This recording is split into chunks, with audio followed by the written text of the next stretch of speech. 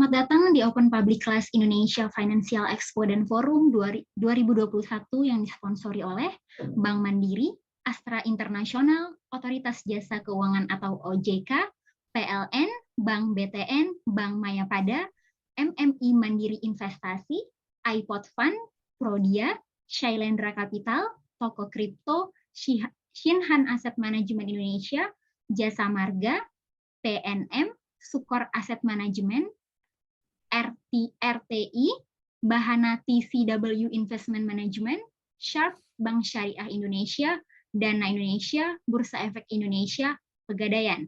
Di dalam IFEF 2021 terdapat lebih dari 30 booth dari industri keuangan, pasar modal dan bisnis, lebih dari 70 jam open public class gratis, trading competition dengan total hadiah sekitar 38 juta rupiah, peluncuran buku dari krisis ke krisis, undian berhadiah dengan total hadiah lebih dari 300 juta rupiah. Sebelum acara dimulai, kami ucapkan terima kasih atas kehadiran para peserta Open Public Class dengan tajuk Emas Derivatif yang akan berlangsung hingga pukul 17 waktu Indonesia bagian Barat.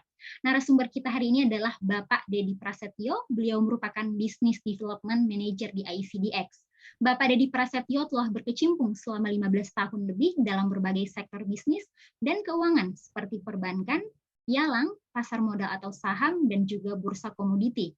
Sebelumnya, Bapak Dedi pernah menjadi Duta e-Banking di Bank BNI, Senior Business Manager di PT Global Arta Future, dan Business Manager di PT Asjaya Indosuria Securities. Saat ini, Bapak Dedi menjabat sebagai Business Development Manager di ICDX sejak 2018. Selama berlangsungnya open class, bagi para peserta yang memiliki pertanyaan seputar materi yang dibawakan, dapat mengisi pada kolom chat yang tersedia pada layar Anda. Pertanyaan yang akan terkumpul akan dijawab pada saat sesi tanya-jawab. Untuk waktu dan kesempatannya, kami berikan kepada Bapak Dedi Prasetyo. Silakan, Bapak. Terima kasih, Mas Zaifun.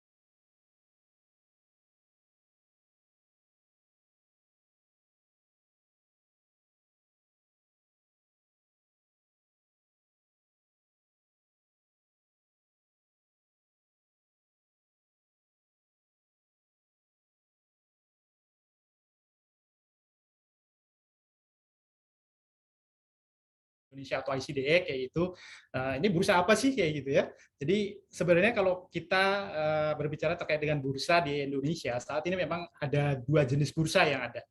Yang pertama mungkin yang sudah familiar mungkin di masyarakat ataupun di teman-teman semuanya, yaitu ada namanya Bursa Efek Indonesia. Nah itu mungkin untuk bursanya saham lah kayak gitu ya. Jadi kalau teman-teman yang transaksinya itu di saham, nah itu biasanya menggunakan Bursa Efek Indonesia sebagai bursanya. Nah, kalau untuk bursa ICDX sendiri, ini adalah sebagai tempat untuk melakukan transaksi produk-produk komoditi dan derivatif. Nah, kalau untuk yang hari ini kita akan bahas itu yaitu terkait dengan emas derivatif, ya berarti itu transaksinya itu nanti akan ada di bursa ICDX.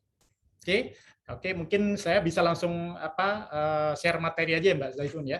Ya, boleh Pak, silakan.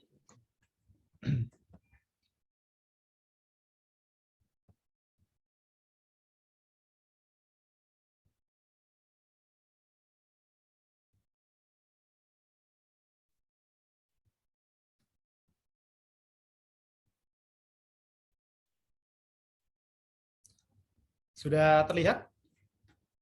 Sudah, Pak. Oke, terima kasih.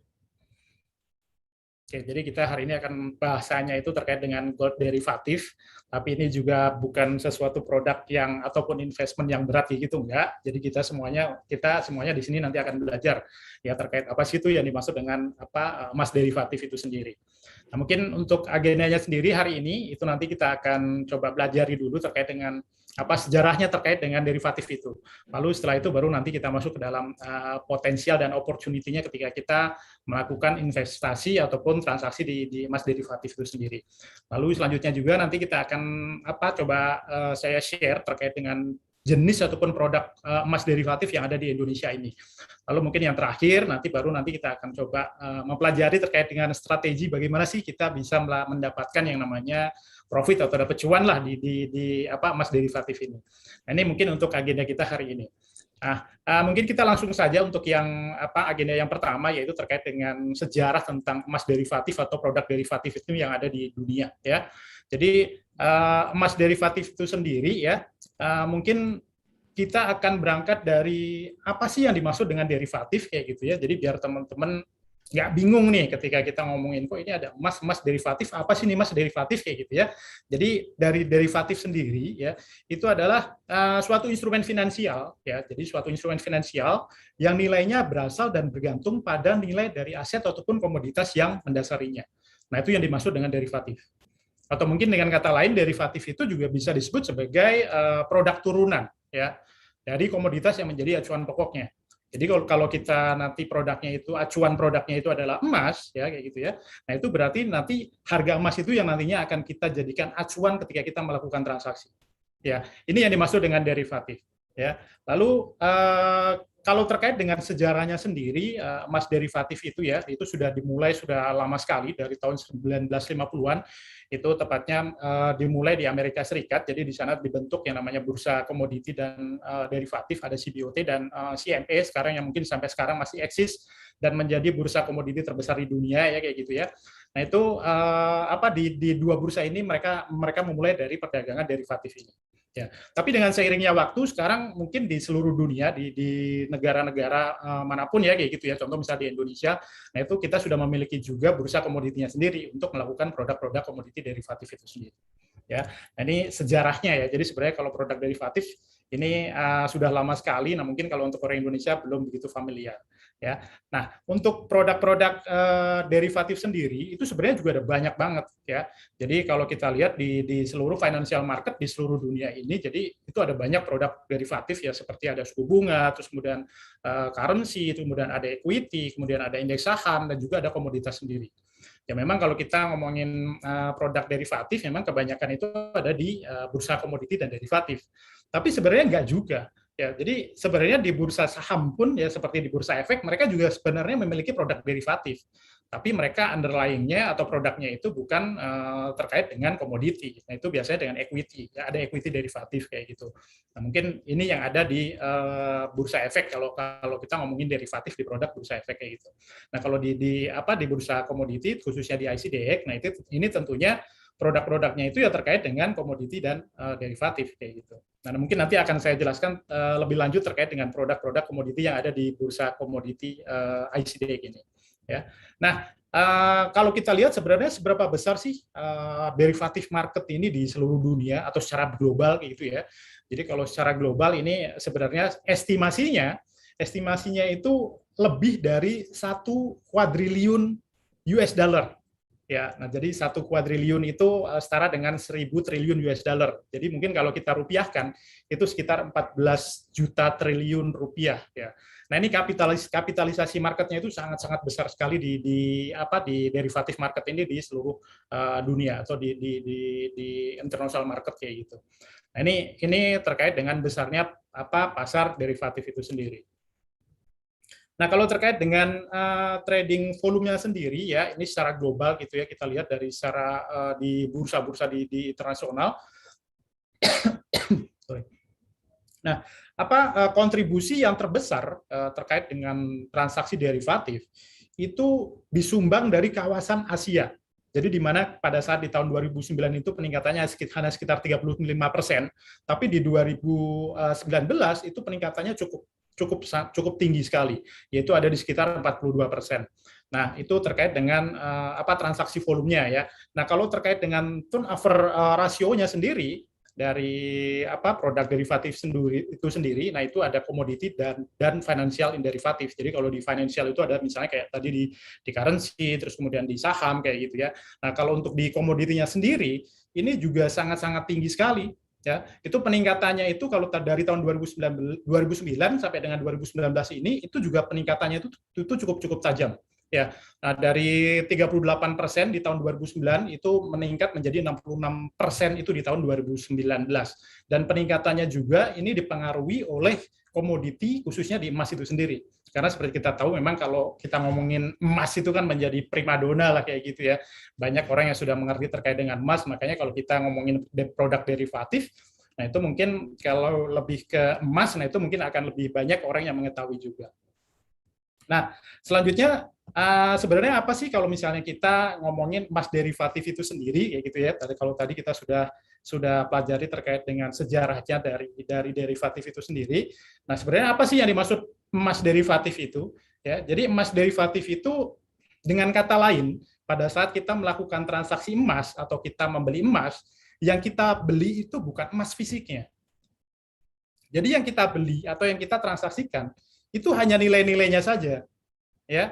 Tetapi harganya itu tadi itu akan selalu mengikuti dari harga emas fisiknya itu tadi.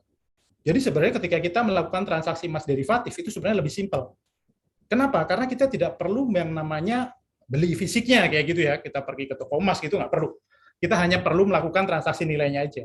Jadi kalau harganya naik kayak gitu ya, kita beli derivatif, emas derivatif misalnya ya. Contoh misalnya di harga 1.000 kayak gitu ya. Nah ini yang menjadi acuannya yaitu emas fisiknya itu tadi. Jadi misalnya emas derivatif harganya 1.000, pasti emas derivatifnya itu juga 1.000. Jadi akan selalu mengikuti. Kalau emas fisiknya naik, ya kan, emas derivatifnya juga pasti ikut naik juga. Ya. Jadi akan selalu mengikuti dari underlying-nya itu tadi. Nah, underlying-nya itu tadi yang mengikuti dari harga emas fisiknya itu tadi. Jadi ini yang dimaksud dengan emas derivatif. Ya. Nah, secara permintaan kalau kita ngomongin emas ya di seluruh dunia ya, itu memang kebanyakan emas itu dijadikan sebagai perhiasan. Jadi kalau kita lihat di sini emas itu sebagai perhiasan itu ada 5 negara ini ya yang paling banyak permintaannya untuk perhiasan itu ada China, Rusia, Amerika Serikat, India dan Indonesia. Nah ini Indonesia masuk, makanya sekarang nggak heran ya kalau kita lihat misalnya ibu-ibu, cewek-cewek ya pakai perhiasan kayak gitu ya. Memang permintaan emas paling tinggi itu memang dijadikan sebagai alat perhiasan itu tadi. Nah, yang selanjutnya emas itu juga dijadikan sebagai permintaannya itu oleh bank sentral. Ya. Nah, untuk bank sentral sendiri biasanya mereka itu memiliki cadangan berbentuk emas. Ya, jadi nggak cuma Bank Indonesia saja, di seluruh dunia itu mereka bank sentral itu mereka memiliki cadangan berupa emas itu tadi. Nah, yang selanjutnya juga permintaan emas itu sebagai investasi. Ya, sekarang udah banyak nih orang yang investasi itu di emas ya. Mereka beli logam mulia, terus kadang juga mereka itu sampai sekarang udah canggih zamannya ada emas digital kayak gitu ya. Nah, itu memang permintaan emas yang ketiga itu yang paling banyak untuk investasi. Nah, lalu yang terakhir permintaan emas yang paling banyak itu juga dijadikan sebagai bahan teknologi. Ya dengan meningkatnya teknologi saat ini setiap hari mungkin kita pakai handphone, pakai laptop kayak gitu ya. Nah, itu bahan dasarnya itu sedikitnya itu terbuat dari emas. Dan ini juga diprediksi kebutuhan emas untuk teknologi ini dari tahun ke tahun ke depan itu pasti juga akan meningkat juga. Oke, nah selanjutnya terkait dengan potensinya apa sih kayak gitu ya, potensi dan peluangnya ketika kita melakukan investasi ataupun transaksi dari emas derivatif ini. Jadi ketika kita berbicara mengenai manfaat dari transaksi di emas derivatif, ya, yang pertama itu dari sisi modal, ya, dari sisi modal itu mungkin lebih terjangkau. Jadi untuk melakukan transaksi di emas derivatif itu modalnya cukup sekitar 1,5% sampai dengan 4% saja. Ya, jadi kalau misalnya kita beli emas mungkin 1 kilo kayak gitu ya, nah itu kita nggak perlu mengeluarkan uang yang sebanyak emas yang seharga 1 kilo itu tadi, nggak perlu. Kita cukup mengeluarkan modal ataupun jaminan itu sebesar 1,5% saja. Nah itu dari yang pertama, tentunya yaitu modalnya kecil. Lalu yang keduanya yaitu two ways opportunity. Ya, jadi two ways opportunity ini adalah peluang keuntungan dua arah. Ya, maksudnya apa sih peluang keuntungan dua arah ini? Jadi maksudnya peluang keuntungan dua arah ini kita memiliki peluang akan mendapatkan keuntungan ketika harga emas itu akan naik. Ya. Atau sebaliknya, Jadi kita juga akan mendapatkan peluang keuntungan ketika harga emas itu sedang turun. Ya, jadi harga naik kita mungkin peluang dapat untung, harga turun pun kita juga punya peluang untuk mendapatkan keuntungan juga. Ya, nah mungkin untuk yang two ways opportunity ini nanti akan saya jelaskan di slide selanjutnya. Nah, yang terakhir, manfaat transaksi di emas derivatif yaitu kita transaksinya itu nanti langsung dilakukan itu di dalam bursa. Ya, nah untuk bursanya sendiri ini tadi yang mungkin tadi sudah saya sampaikan di awal tadi ya. Jadi untuk bursanya sendiri yaitu adalah bursa ICDX ya atau Indonesia Commodity and Derivative Exchange ya. Dan selain transaksinya langsung di bursa, tentunya dari sisi dana investasi nasabah itu nantinya juga akan aman karena nanti akan ditempatkan di lembaga clearing. Nah, untuk lembaga clearingnya kita memakai lembaga clearing namanya adalah ICH atau Indonesia Clearing House ya. Jadi ini adalah manfaat ketika kita melakukan transaksi di emas derivatif. Nah, ini mungkin kita akan coba saya jelaskan satu persatu ya dari mulai yang modal kecil ataupun terjangkau, terus kemudian two ways opportunity dan transaksi langsung di bursa. Nah, mungkin kita mulai dari yang pertama dulu, kita menggunakan modal kecil ataupun lebih terjangkau kayak gitu ya. Jadi di sini kalau kita compare kayak gitu ya. Jadi kalau kita compare antara emas yang tradisional dengan emas yang derivatif atau gold derivatif ini mungkin ini.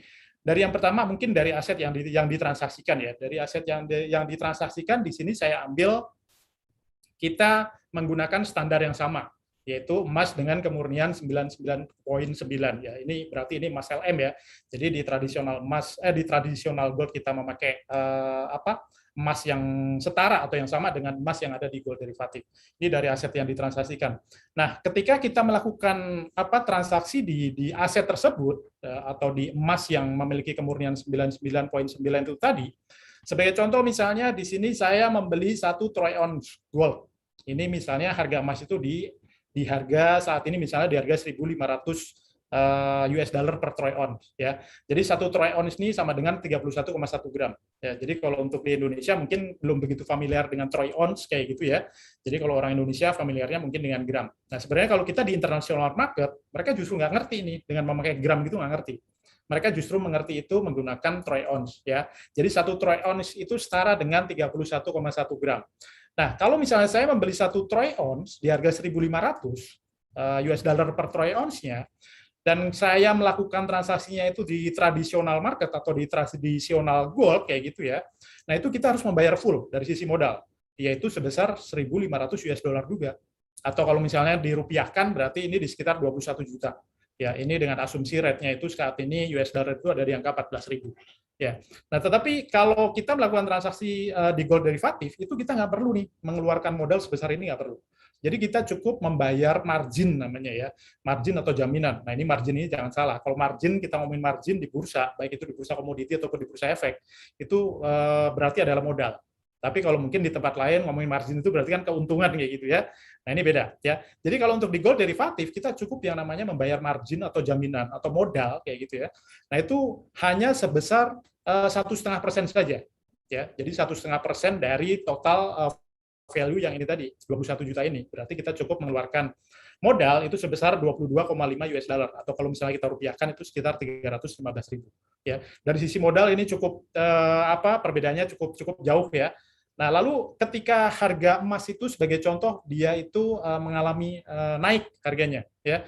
Jadi ketika harganya itu naik misalnya ke harga 1.510 US dollar atau naik berarti naiknya 10 dolar ya, naik 10 dolar. Nah, berarti ketika saya memiliki emas fisik yang menggunakan tradisional market itu tadi, di sini berarti saya akan mendapatkan keuntungan sebesar 10 US dollar ya. Ini kan naik ya 10 dolar ya. Atau kalau saya rupiahkan berarti 140.000. Nah, di gold derivatif, nah ini tentunya juga sama ya. Keuntungannya juga sama, untungnya juga sama yaitu 10 dolar juga. Ya, ini ketika terjadi kenaikan harga. Lalu pada saat harganya itu mengalami penurunan atau turun, sebagai contoh misalnya turun 10 dolar juga lah ya, dari 1.500 turun ke harga 1.490 US dollar. Nah, berarti di sini di tradisional emasnya itu tadi, saya juga akan mengalami kerugian 10 dolar. Ya kan? Nah, di derivatif itu juga sama juga, akan mengalami kerugian sebesar 10 US dollar juga, atau sekitar 140.000. Jadi, dari sisi naik ataupun turun itu pasti sama. Ya. Tapi dari sisi modal itu jauh ya. Dengan gold derivatif ini modalnya lebih terjangkau lah dibandingkan dengan emas yang tradisional itu tadi. Nah, mungkin lain-lainnya kalau di tradisional gold kayak gitu ya. Nah, gitu tadi kita harus bayar full ya kan, tentunya modalnya lebih besar. Nah, tapi kalau di gold derivatif ini modalnya lebih kecil karena hanya 1,5% saja dari total value-nya itu tadi. Jadi modal yang kita keluarkan itu. Nah, selain itu juga itu perlu yang namanya biaya penyimpanan. Nah, ini kalau di tradisional ya. Jadi kalau misalnya saya punya emas 1 kilo ya gitu ya kan nggak mungkin saya simpan di rumah ya. Biasanya ini akan disimpan di bank menggunakan safety box biasanya kayak gitu. Nah, tapi kalau di gold derivatif ini nggak perlu penyimpanan karena nggak ada fisiknya. Ya, yang kita transaksikan hanya nilai-nilainya saja. Ya, nah selain itu juga dari spread ya kan, nah, selisih antara jual dan beli. Kalau di emas fisik ya gitu ya, nah ini cukup tinggi juga nih dari mulai 30.000 sampai dengan 50.000. Ya, contoh misalnya kalau saya beli emas di pedagang emas, saya beli misalnya 1 juta 1 gram. Tapi ketika saya punya emas, saya jual, nggak mungkin ini dihargain 1 juta. Pasti mungkin dihargain cuma 950 atau 970 kayak gitu. Nah, ini dari sisi spreadnya itu lebih tinggi. Nah, kalau di gold derivatif itu spreadnya cukup kecil. Nah, itu di bawah 1%. Ya. Jadi dari sisi spread perbedaannya juga jauh juga. Nah, ini dari sisi perbedaan antara emas yang fisik dengan emas yang derivatif, ya.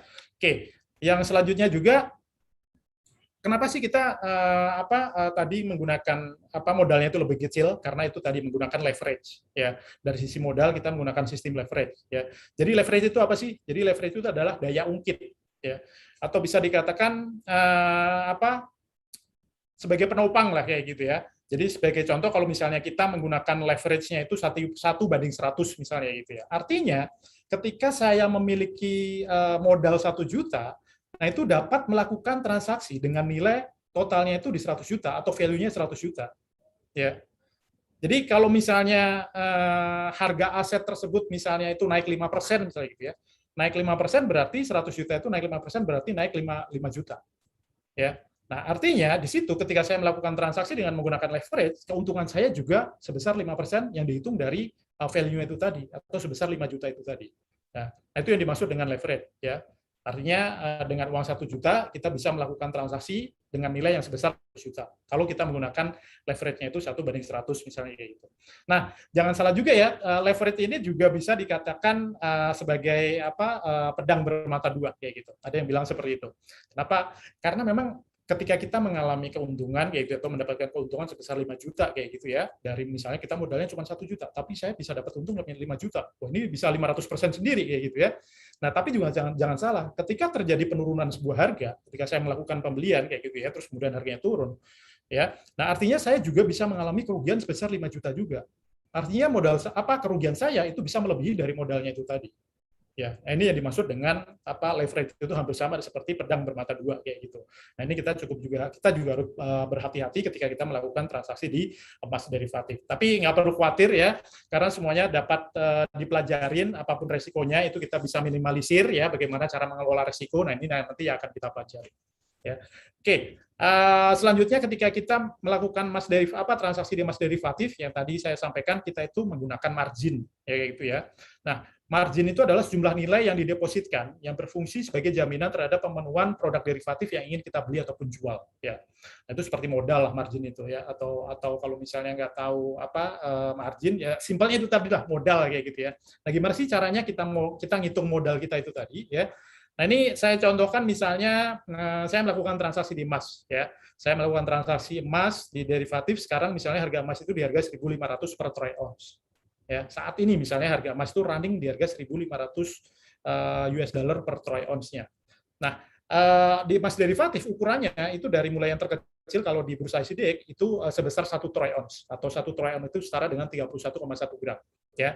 Nah, value-nya berapa? Nah, untuk menghitung value itu tinggal dikalikan aja. Harga emas saat ini dikalikan size-nya itu tadi yang sebesar 1 troy ounce. Berarti 1.500 kali 1 troy ounce, berarti value-nya ini sama ya, 1.500 juga ya karena 1 troy ounce.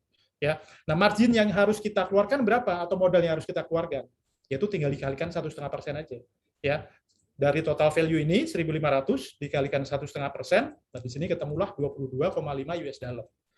Nah, ini modal yang harus saya keluarkan ketika saya melakukan transaksi sebesar 1 lot ya di emas derivatif di bursa ICDX ya.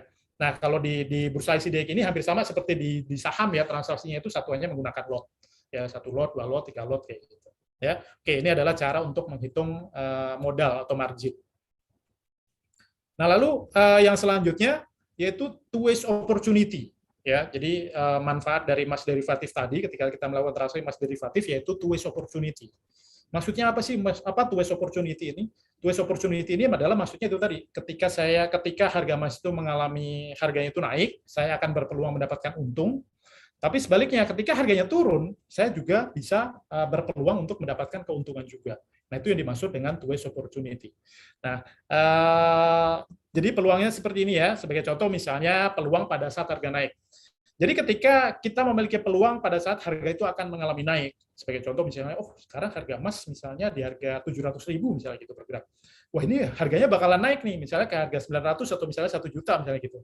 Nah apa yang harus kita lakukan ketika harganya itu mau naik? Ya kalau mau naik ya gampang, berarti tinggal beli aja, ya, tinggal buy aja, ya. Sebagai contoh misalnya sekarang harganya 1.000 ya saya beli, ya kan. Nanti ketika harganya naik misalnya di harga 1.500 saya jual, ya. Di sini saya akan mendapatkan keuntungan sebesar 500, ya. Ini peluang yang pertama. Nah, kalau untuk peluang pada saat harga naik ini saya pikir semua teman-teman mungkin semuanya paham semuanya lah ya kayak gitu ya. Nah, tapi yang keduanya kita memiliki keuntungan yaitu ketika harganya itu sedang mengalami penurunan. Ya. Nah, kita punya peluang nih untuk dapat untung. Nah, caranya gimana? Yaitu ketika harganya itu mau turun, ya, sebagai contoh misalnya sekarang di harga 2.000 misalnya gitu ya. Harga 2.000. Kalau harganya mau turun, kita bisa melakukan yang namanya transaksi sell terlebih dahulu. Ya. Jadi kita nggak memiliki barangnya, kita bisa melakukan transaksi sell atau jual terlebih dahulu. Ya. Nah, nanti ketika harganya itu sudah turun, sebagai contoh misalnya turun ke harga 1.200 kayak gitu. Ya. Nah, ini baru di sini saya akan close transaksi sell saya itu tadi. Nah, di sini saya biasanya menggunakan bahasanya itu bukan buy sell, sell buy gitu enggak ya. Tapi ketika saya melakukan transaksi buy ya kan, harganya naik, nanti saya akan close transaksi buy itu tadi.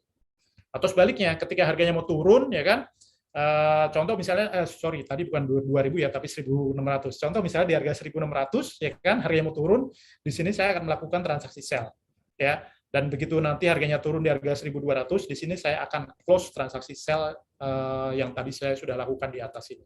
Ya. Nah, ketika harganya turun, di sini saya akan dapat untung. Untungnya berapa? Ya tinggal selisihnya aja dari 1.600 ke 1.200, berarti di sini untungannya adalah sebesar 400. Ya. Nah, mungkin untuk teman-teman yang masih baru atau belum mengenal terkait dengan transaksi di derivatif kayak gitu ya, masih bingung. Loh, Mas, ini kok harga turun kita malah dapat untung sih? Gimana sih ceritanya kok harga turun itu bisa untung kayak gitu ya? Nah, ini untuk teman-teman nggak perlu khawatir juga. Di sini saya sudah berikan semacam simple logic kayak gitu ya untuk memahami kenapa sih harga turun itu bisa untung kayak gitu ya. Oke, sebagai contoh misalnya gini. Ini di tanggal 1 misalnya ini Mas Dedi, nah ini saya sendiri ya. Ya, Mas Dedi menganalisa harga beras akan turun dalam beberapa hari ke depan. Jadi saya menganalisa harga beras, wah ini harga beras bakalan turun nih beberapa hari ke depan. Gimana ya caranya biar pada saat harga beras itu turun, tapi saya dapat untung. Ya. Nah di sini saya punya ide. Nah idenya gini, di hari itu juga, di tanggal 1 itu juga, ya kan? Nah ini sebagai contoh saya ke rumahnya Nadine. Ya, misalnya ini ada teman saya namanya Nadine, ya kan. Nah, begitu saya ke rumah Nadine, saya meminjam beras. Nadine, saya boleh pinjam beras nggak? 1 kilo aja. Ya. Nanti 2 hari atau 3 hari lagi saya kembalikan deh berasnya. Nah, ternyata saya sama Nadine dikasih pinjam beras itu tadi. Ya. Dan ketika saya dikasih pinjam beras sama Nadine sebesar 1 kilo, di hari itu juga, ya kan, di tanggal 1 itu juga, ya. Kemudian saya jual beras yang tadi saya dari pinjaman dari Nadine itu tadi. Dan kebetulan harga beras hari itu 1 kilonya itu misalnya di harga 100.000. Ya, 100.000 1 kilonya. Kemudian saya jual ke pedagang beras, kemudian saya pulang dengan membawa uang sebesar 100.000. Ya. Dan kebetulan 2 hari kemudian analisa saya itu tepat dan benar. Ya. Ternyata harga beras itu turun ke harga 70.000 per kilonya. Entah ada apalah kayak gitu ya, misalnya ada kondisi apa kita nggak tahu, ternyata harga beras itu turun ke harga 70.000.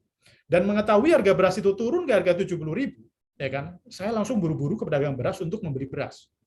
Ya kan? Kalau kemarin saya jual, sekarang gantian saya beli. Ya kan? Saya pergi ke pedagang beras, kemudian saya beli beras sebesar 1 kilo.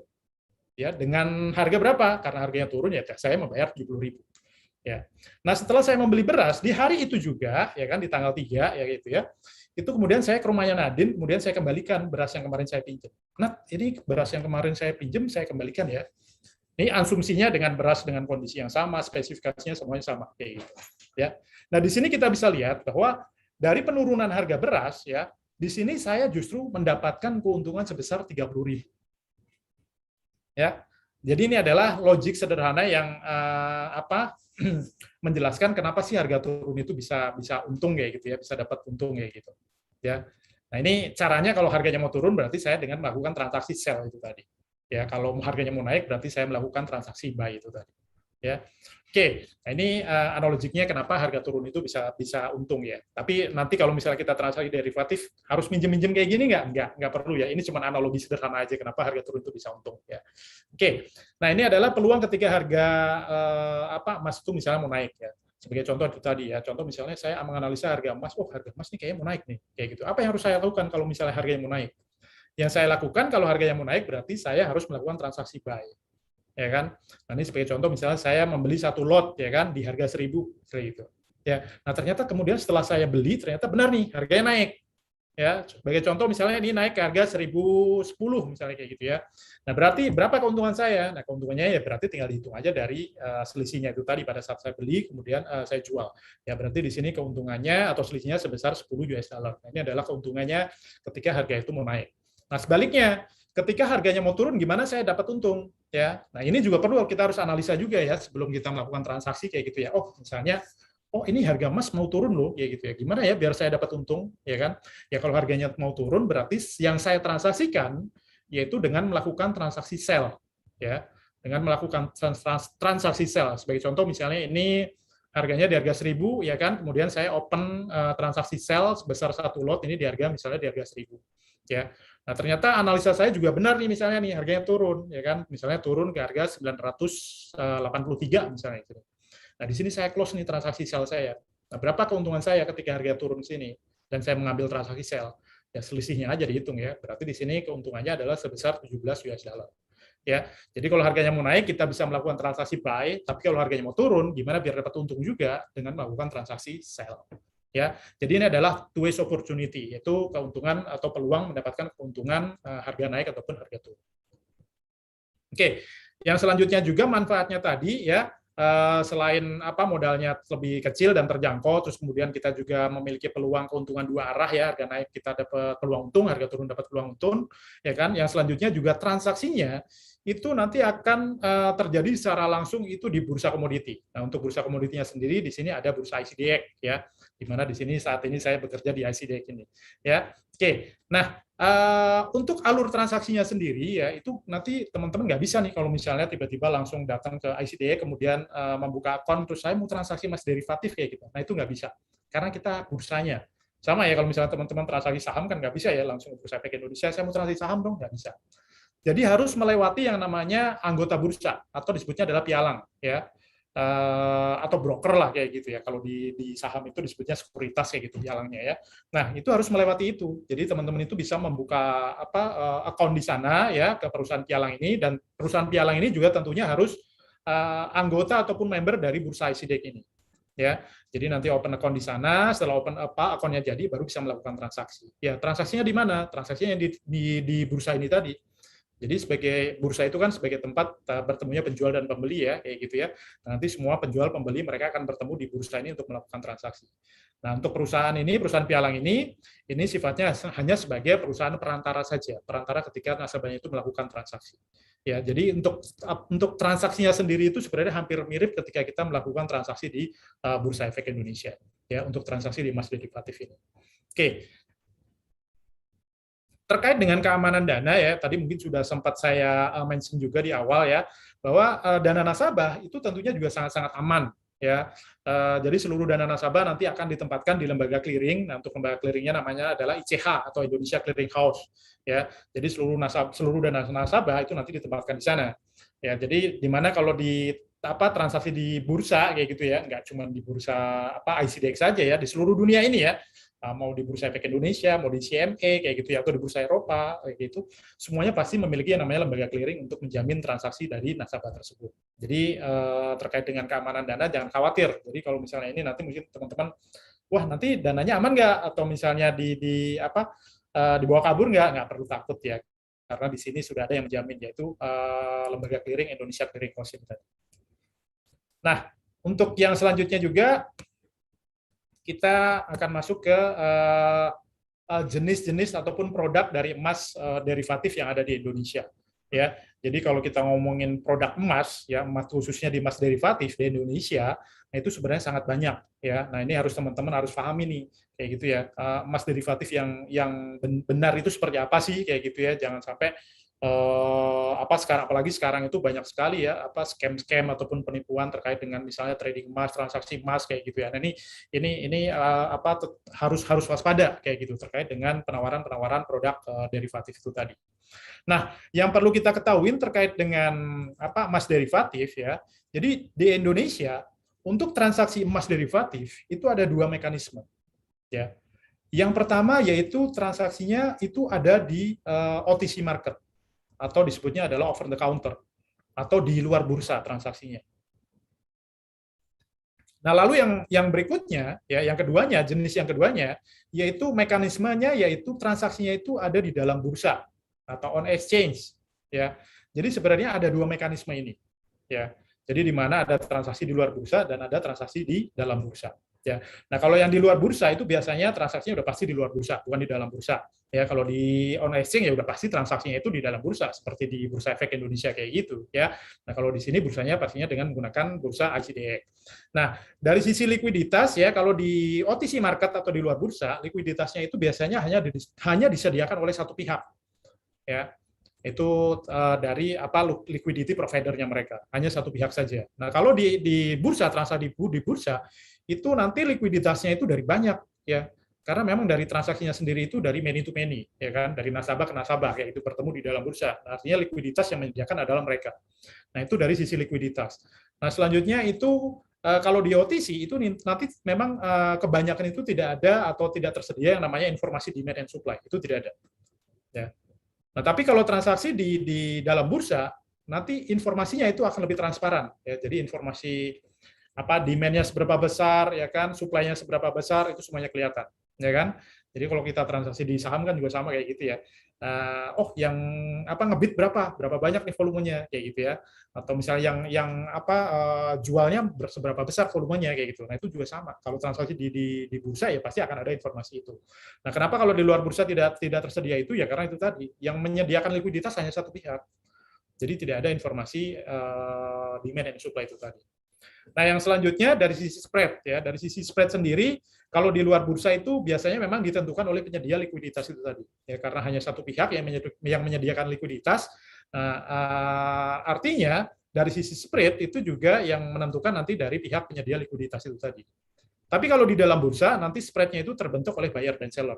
Ya, jadi banyaknya buyer dan seller di dalam bursa itu menentukan besar kecilnya spread itu tadi. Artinya nanti dari sisi spread ini akan lebih bersaing, ya mungkin bisa lebih kecil kayak gitu dari sisi spread.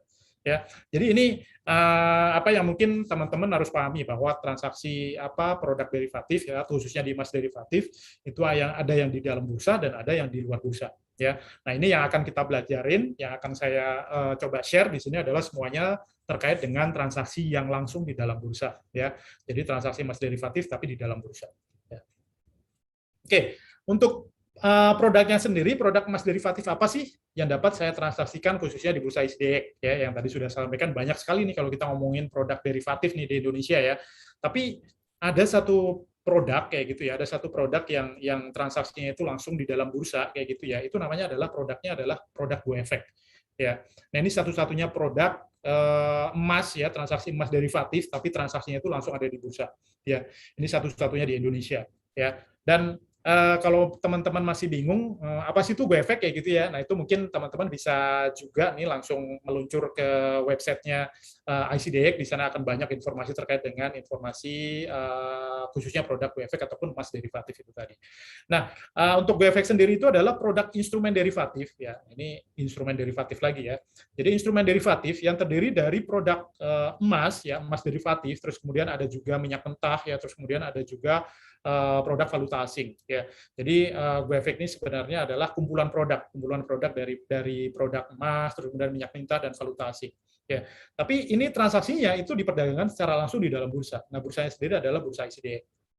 Nah, untuk tipe ukuran dari produk ini sendiri itu ada dua, yaitu produk mini, ya, GoEffect Mini dan GoEffect Mikro. Nah, ini mungkin akan saya bahas itu lebih banyak terkait dengan produk mikro ya. Jadi kalau di produk mini, emas derivatif mini, itu ukurannya adalah 10 troy ounce, atau kalau misalnya kita convert ke gram, itu sebesar 311 gram. Tapi kalau untuk yang di emas GoEffect Mikro, itu ukurannya hanya sebesar 1 troy ounce, ya, atau sekitar 31,1 gram. Jadi lebih kecil. Ya. Nah, kalau untuk teman-teman, untuk masyarakat Indonesia, biasanya produk yang lebih kecil itu yang lebih banyak diminati kayak gitu ya. Nah, makanya di sini saya akan lebih banyak membahas terkait dengan emas derivatif yang ada di GoEffect Mikro. Ya, ada apa aja sih di GoEffect Mikro ini ya? Jadi yang pertama, GoEffect ini merupakan produk spot efek pertama di Asia Tenggara. Jadi selain produk emas derivatif ya, jadi GoEffect ini ada produk efek ya atau valuta asing ya yang merupakan produk spot valuta asing pertama di Asia Tenggara. Di mana transaksinya itu tadi itu terjadi secara langsung di dalam bursa. Ya, kebanyakan kalau orang transaksi valuta asing kayak gitu ya, itu kebanyakan mereka itu transaksinya ada di luar bursa. Ya. Nah, satu-satunya produk valuta asing tapi transaksinya langsung di dalam bursa di Asia Tenggara itu cuma ada satu, yaitu ada di Indonesia, dan bursanya sendiri itu ada di bursa ICDX. Jadi kalau misalnya teman-teman menanyakan, ini di bursa Singapura ada nggak? Di bursa misalnya di mana ya kayak gitu? Nggak ada. Ya, adanya itu cuma ada di ICDX ini tadi. Tapi kalau misalnya kita ngomongin di Amerika, di Eropa, ya itu banyak kayak gitu. Tapi khususnya di Asia Tenggara ini pertama kali. Ya. Nah, selain itu juga The First Micro Derivative Product in Indonesia. Jadi ini adalah produk mikro, derivatif mikro pertama kali di Indonesia. Ini namanya adalah produk GoEffect ini tadi, GoEffect Mikro. Ya, jadi kita bisa melakukan transaksi emas derivatif dengan ukuran yang sangat kecil, tapi transaksi langsung di bursa ya. Nah, itu namanya adalah produk GoEffect Mikro itu tadi. Nah, selain itu pastinya adalah transaksinya itu real terjadi di dalam bursa. Nah, kebanyakan itu tadi saya sampaikan, kebanyakan mereka transaksinya di luar bursa, bukan di dalam bursa. Nah, tapi kalau kita mau langsung transaksinya itu langsung di bursa kayak gitu ya, hampir yang seperti di bursa efek kayak gitu, seperti transaksi saham, yaitu transaksinya produknya itu tadi, produk GoEffect Mikro itu tadi. Ya, oke, ini yang ada di GoEffect. Nah, terkait dengan nilai atau value emas di GoEffect Mikro itu sebenarnya berapa sih? Ya, jadi kalau tadi mungkin teman-teman satu troy on itu berapa sih kayak gitu ya. Jadi setiap satu lot di gold di GoEffect Mikro itu memiliki value atau nilai itu sebesar 1 troy ounce. Ya, ini mungkin juga sudah saya mention tadi di awal ya. Jadi 1 troy ounce itu setara dengan 31,1 gram. Ini nilainya. Jadi ketika saya membeli satu lot di produk GoEffect Mikro itu tadi, di emas derivatif itu tadi ya, satu lot kayak gitu ya. Ini artinya saya setara dengan membeli emas yang sebesar 31,1 gram. Karena satu lot ini ukurannya adalah 1 troy ounce. Ya. Oke. Nah, sebagai contoh misalnya harga emas sekarang misalnya harganya 1 juta deh per gramnya kayak gitu ya. Berarti satu lotnya ya itu setara dengan 31,1 gram, yaitu tinggal dikalikan aja tadi ya. 1 juta kali 31,1 gram ya kan, berarti nilainya adalah 31.100.000. Jadi ketika saya membeli satu lot gold di emas derivatif di bursa ICDX ya, itu berarti saya setara dengan membeli emas sebesar 31.100.000 ya. Nah, mungkin kalau untuk teman-teman, wah ternyata banyak juga modalnya kayak gitu ya. Nah, ini nggak perlu khawatir. Yang tadi sudah saya sampaikan juga di awal. Kita tidak perlu mengeluarkan modal yang sebesar ini, nggak perlu. Jadi kita cukup mengeluarkan yang namanya modal ataupun margin, yaitu tadi ya, itu hanya sebesar 1,5% saja. Ya, 1,5% dari value-nya. Ya, value-nya ini kan 31.100.000. Berarti kalau dikalikan 1,5%, itu mungkin kurang lebih sekitar 465.000. Ya, ini kalau harganya 1 juta per gramnya. Tapi kalau nanti harganya turun di harga 800.000 ya pastinya beda lagi ya nilainya ya kalau dikalikan 1,5%. Nah, ini adalah nilainya ya. Jadi ketika kita membeli satu lot di GoEffect Mikro di bursa ICDX. Nah, emas derivatif ya itu sebenarnya nggak cuma ada di bursa ICDX saja ya. Tapi sebenarnya di semua negara itu emas derivatif itu selalu ada. Ya. Jadi pasarnya sendiri atau marketnya sendiri itu dimulai dari yang pertama itu di marketnya Australia atau New Zealand. Ya, marketnya mereka itu sudah mulai dari jam 4 pagi. Ya, tutupnya jam 1 siang. Ya. Nah, sebelum ini tutup ya, jam 7 pagi itu udah ada yang buka lagi, yaitu di pasar Tokyo ya atau di Jepang. Itu udah buka jam 7 marketnya.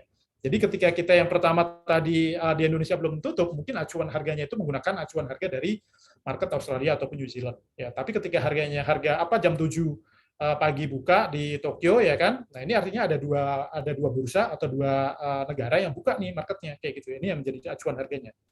Nah, terus nih ya sampai jam 8 pagi ini market Hong Kong, Singapura, Indonesia udah mulai buka ya kayak gitu ya. Di pasar saham pun juga dari jam 8.30 ya itu juga sudah mulai buka juga kayak gitu. Nah, lanjut di jam 2 itu market Eropa itu ada Jerman kayak gitu ya dan tetangga-tetangganya itu udah mulai buka itu dari jam 2. Nah, ini tutupnya jam 11 malam ya. Nah, lalu di London sendiri itu buka dari sekitar jam 3-an. Nah, lalu yang terakhir market yang buka itu marketnya US ya, itu jam 8 malam. Jadi kalau kita udah tutup, mereka baru buka kayak gitu ya. Kita buka biasanya tutupnya jam 4 sore ya kayak gitu ya. Nah, ini di Amerika jam 8 malam buka ya, kemudian tutupnya itu jam 5 pagi. Nah, sebelum ini tutup itu udah ada yang buka lagi nanti di marketnya Australia atau New Zealand. Jadi emas derivatif itu ya, itu di semua negara di belahan dunia ini semuanya ada. Jadi untuk melakukan transaksi emas derivatif itu sendiri ya pastinya kita bisa melakukan dimanapun dan kapanpun. Marketnya open 24 jam. Jadi kalau di bursa ICDX sendiri itu hampir 24 jam. Jadi kita buka dari jam 6 pagi, kemudian tutupnya itu keesokan harinya lagi jam 4 pagi baru tutup. Nanti jam 6 pagi itu udah buka lagi. Itu kalau di bursa ICDX. Tapi sebenarnya marketnya itu 24 jam itu buka kayak gitu. Ya, jadi kita perlu terhubung ke internet ya kan untuk melakukan emas derivatif. Tentunya kalau transaksinya di bursa ICDX ya itu kita harus memiliki akun GoEffect untuk akses ke bursa ICDX, yaitu melalui platform ataupun aplikasi yang itu nanti bisa di-download melalui PC ataupun mobile phone. Ya.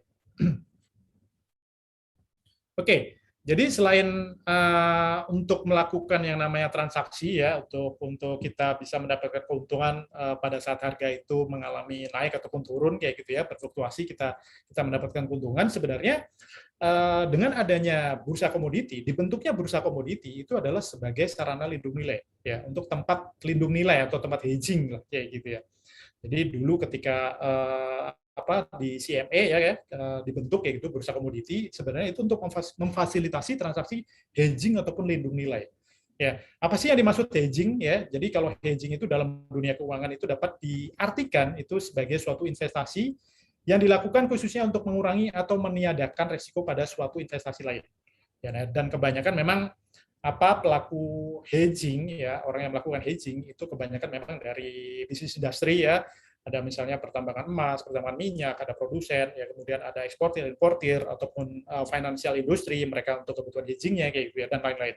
Ya, jadi sebenarnya bursa komoditi itu sebenarnya fungsi utamanya adalah sebagai tempat hedging atau tempat lindung nilai.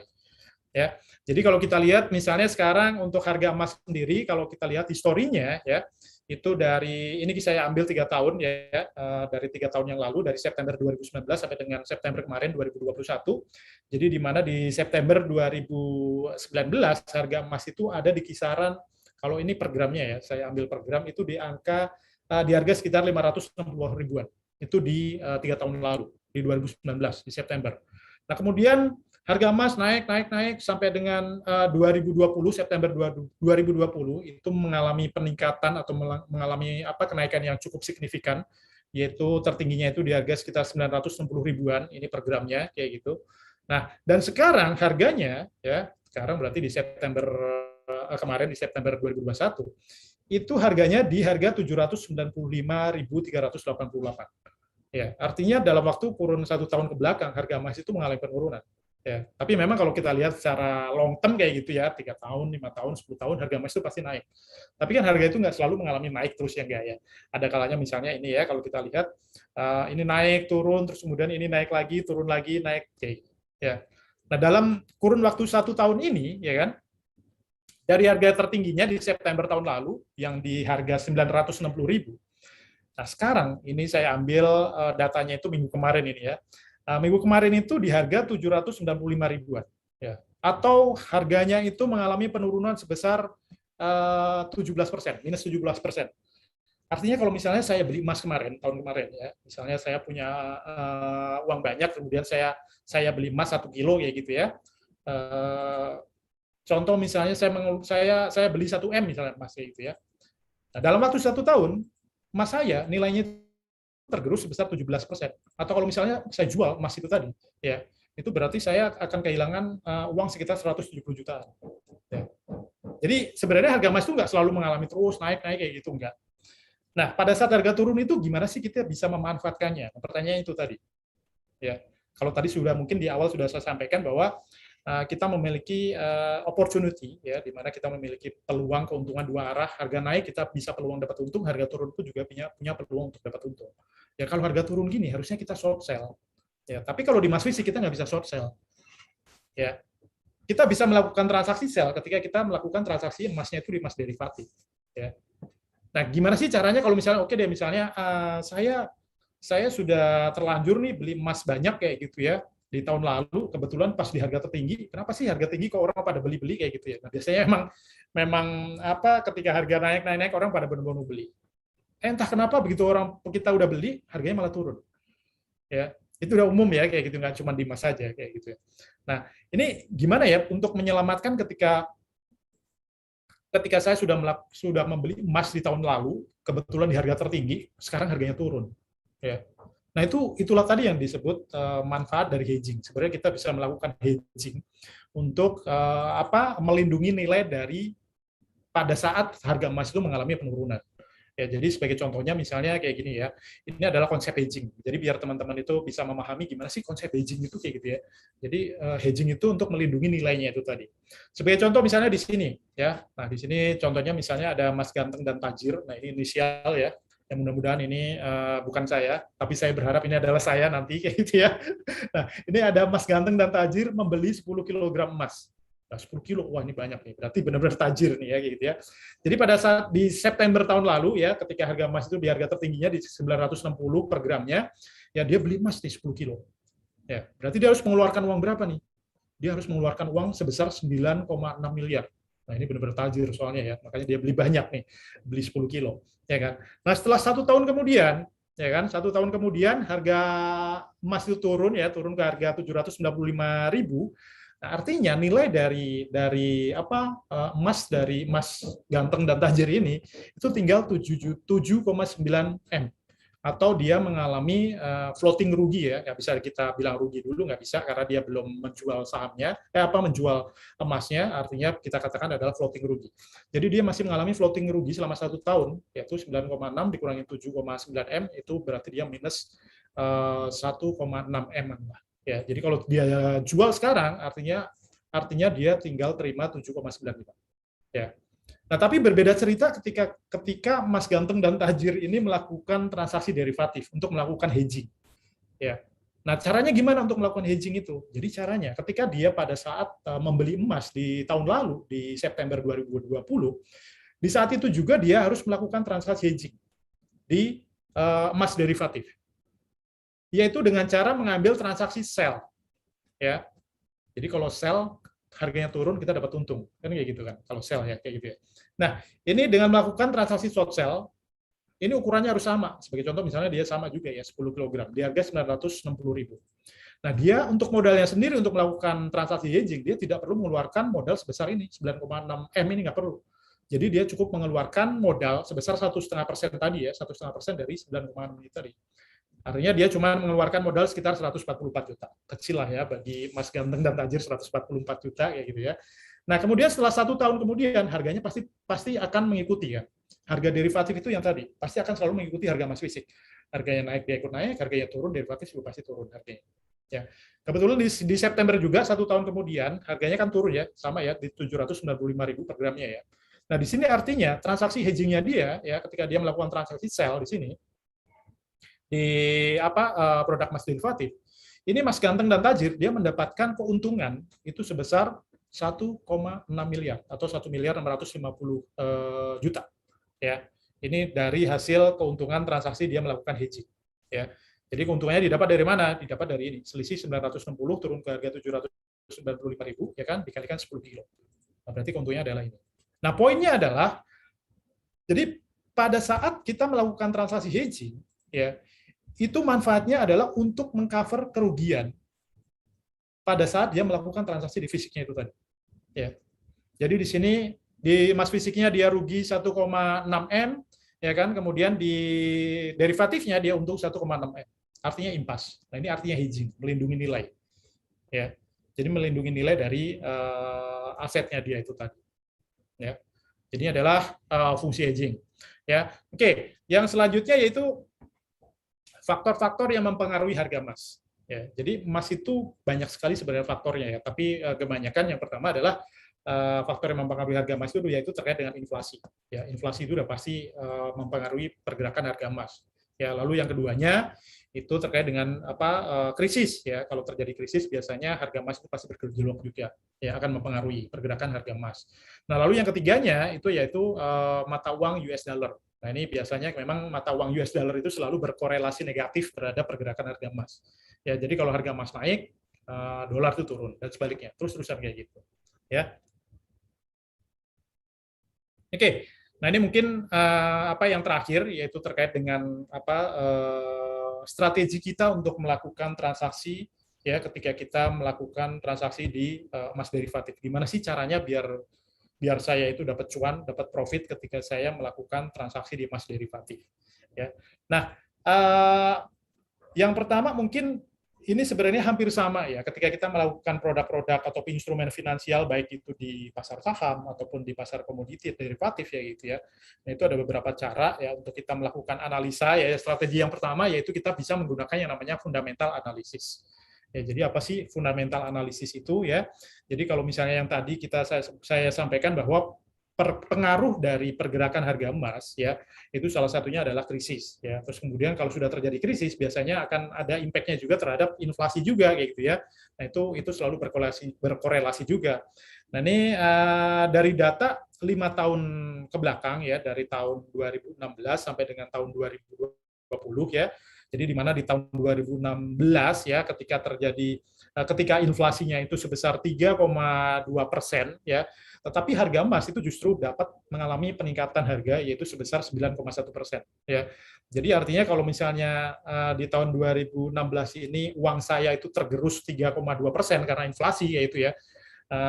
Tetapi ketika saya memiliki aset yang berbentuk emas kayak gitu ya, nah itu justru mengalami peningkatan yang besar 9,1%.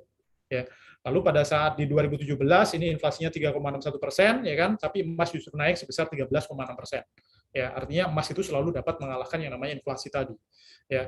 Lalu di 2018 itu inflasi sebesar 3,13% ya, tapi emas ini justru mengalami penurunan, tapi penurunannya juga nggak cukup tinggi.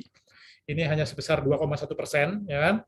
Nah, lalu di 2019 ini inflasinya itu sebesar 2,72%. Nah, tapi harga emas justru mengalami peningkatan sebesar 18,9% itu di tahun 2019 cukup tinggi ya.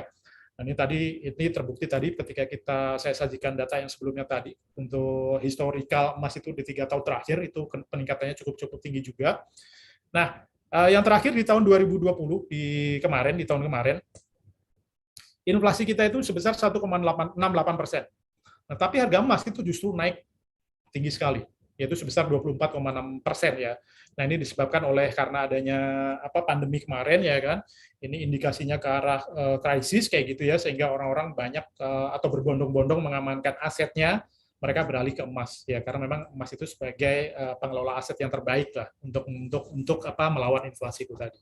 Nah, untuk kita average selama 5 tahun terakhir ya, untuk inflasi sendiri itu di angka 2,8%, tapi kalau di emas itu justru peningkatannya atau kenaikannya itu sebesar 12,8%. Ya, jadi ini adalah salah satu fundamental juga. Nah, kenapa kita dan kapan sih saya harus melakukan transaksi emas itu tadi ya. Jadi saat krisis, nah itu bagus untuk kita membeli emas sebenarnya, baik itu di emas derivatif ataupun di emas fisik ya, karena itu selalu sama. Emas fisik, emas derivatif itu selalu sama. Bedanya kalau emas fisik ya kita punya fisiknya, emas derivatif kita nggak perlu fisiknya. Ya, itu. Nah, ini untuk korelasinya yang tadi saya sampaikan bahwa emas itu akan selalu berkorelasi negatif terhadap harga US dollar. Ya. Jadi di mana ketika harga emas itu mengalami kenaikan, ya kan, harga dolar pasti harganya turun. Ya. Atau sebaliknya, pada saat harga dolar itu mengalami naik harganya, emas pasti turun. Nah, ini korelasinya ya. Jadi bisa dilihat di sini. Nah, kalau kita lihat di 1 tahun terakhir, ya kan, kenapa harga emas itu turun? Karena harga dolarnya memang naik. Ya, harga US dollarnya itu naik-naik terus. Ya. Jadi kalau misalnya teman-teman yang mungkin transaksi di emas fisik, emas derivatif, semuanya bisa ya kayak gitu ya. Kalau mau beli emas, perhatikan harga dolar. Ya. Jadi kalau harga dolar lagi naik kayak gitu ya, ini emasnya turun nih. Kalau beli emas fisik untuk investasi jangka panjang, oke lah, saya beli kayak gitu ya. Jangan pada saat misalnya harga dolarnya itu lagi turun, ya, lagi turun kayak gitu kan, emasnya naik kayak gitu. Ya sebenarnya benar sih, follow the trend kayak gitu ya, follow the trend itu artinya ya kita mengikuti arah harga kayak gitu. Tapi kita momentumnya harus tepat, ya. Jadi momentum kapan sih waktu kita beli kayak gitu ya? Jangan pada saat di harga tinggi kayak gitu. Kan follow the trend. Ini harganya lagi naik-naik terus. Ya saya harus beli dong ya gitu. Ya enggak juga ya. Itu momentumnya enggak tepat ya. Nah, kita harus tahu itu ya ketika kita mau melakukan transaksi di baik di emas fisik ataupun di emas derivatif. Apalagi di emas derivatif ya. Jadi kalau di emas derivatif itu biasanya sifatnya lebih ke short term ya, short term transaction, bukan untuk long term. Ya, kalau untuk fisik biasanya mereka beli hari ini, jual mungkin 2 tahun, 3 tahun kayak gitu. Tapi kalau emas derivatif kita lebih ke short term. Ya, mungkin kita beli hari ini ya kan, mungkin jual besok atau jual seminggu kemudian kayak gitu. Ya, tapi untuk long term pun juga bisa. Tapi memang kebanyakan kalau emas derivatif memang kebanyakan mereka memanfaatkan volatilitas harga. Jadi pada saat harga naik, harga turun itu dimanfaatkan lah untuk mencari keuntungan di sana, untuk cari cuan di sana. Ya karena itu tadi, harga naik kita punya peluang untuk untung, dapat untung, harga turun kita juga punya peluang untuk dapat untung juga. Ya, jadi ini adalah salah satu fundamental yang mempengaruhi pergerakan harga emas ya. Jadi selain inflasi, terus kemudian krisis, terus kemudian yang ketiga yang paling umum, yang paling sering mempengaruhi pergerakan harga emas itu yaitu US dollar ya. Nah, karena yang mempengaruhi paling banyak itu dari US dollar ya, emas itu ya. Nah, itu kita juga harus pelajari juga nih. Sebenarnya fundamental apa sih, faktor-faktor apa sih yang mempengaruhi pergerakan US dollar itu tadi. Sehingga sebelum nantinya itu saya melakukan transaksi atau investasi di emas derivatif, saya pelajari dulu nih, ya kan, yang mempengaruhi US dollar itu apa sih, sehingga nanti ketika saya melakukan transaksi saya tahu nih, oh ini harga emas mau naik, ini harga emas mau turun, kayak gitu. Ya, jadi sebenarnya banyak sekali faktor ya yang mempengaruhi pergerakan US dollar itu tadi. Jadi yang paling banyak yang mempengaruhi pergerakan US dollar itu kebanyakan memang dari data-data indikator dari ekonomi US ya atau ekonomi Amerika ya, itu dari ekonomi, politik, terus kemudian keamanan. Nah, itu biasanya sebagai penggerak utama dari pergerakan nilai US dollar itu tadi. Ya, seperti ada misalnya tingkat suku bunga bank sentral, nah itu sangat mempengaruhi yang namanya pergerakan USD ya. Terus kemudian ada pidato ataupun statement dari The Fed misalnya gitu ya. The Fed ini adalah bank sentralnya Amerika ya. Nah, terus kemudian sebagai contoh ada laporan tingkat tenaga kerja atau NFP, nah itu juga mempengaruhi pergerakan mata uang US dollar. Ya, terus ada laporan tingkat inflasi, laporan PDB dan lain-lain. Ya. Jadi ketika data-data tersebut itu disajikan atau misalnya dirilis kayak gitu ya, nah itu biasanya akan mempengaruhi pergerakan harga dolar. Nah, selanjutnya pergerakan harga dolar akan mempengaruhi pergerakan harga emas. Ya. Nah, sebagai contoh misalnya gini, kalau misalnya dari sisi mata uang negara tersebut, misalnya dari US dollar kayak gitu ya. Nah, data-data seperti contoh misalnya, ini saya ambil misalnya tingkat tenaga kerja deh kayak gitu ya, tingkat tenaga kerja. Jadi ketika ada rilis data tingkat tenaga kerja, laporan tingkat tenaga kerja di Amerika yang menunjukkan apakah ini naik atau turun kayak gitu ya, itu nantinya akan dapat mempengaruhi nilai tukar USD. Ya. Kalau misalnya contoh tingkat tenaga kerjanya ternyata meningkat kayak gitu ya. Nah, kalau tenaga kerjanya ini meningkat, berarti ini ekonominya sedang tumbuh nih, sedang bagus nih kayak gitu ya. Nah, itu ketika ekonominya itu lagi bagus ya gitu ya, lagi tumbuh. Nah, itu impact-nya itu pasti akan ke nilai tukar dari mata uang negara tersebut. Nah, kalau kita ngomongin US dollar, ekonominya lagi bagus berarti nilai dari mata uangnya berarti juga pasti akan meningkat, akan menguat kayak gitu. Nah, tapi sebaliknya, kalau tenaga kerjanya itu menurun berarti ekonomi negara tersebut pasti juga lagi sedang turun, sedang nggak bagus.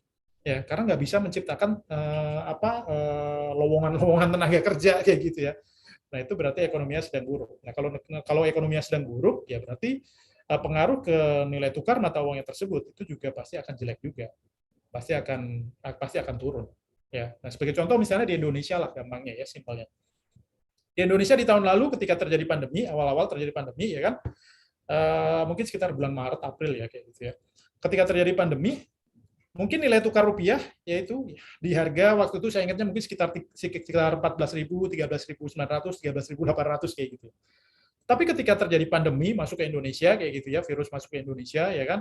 Nah ini investor ya gitu ya, investor kayak gitu ya, itu mereka sudah mulai ini mengetahui atau menganalisa, oh ini pandemi masuk, ya kan, virus masuk, ya kan. Kalau virus masuk, pandemi masuk, ya kan, ada pandemi, ini pasti nanti akan imbasnya atau impact-nya ke ekonomi negara, ya kan.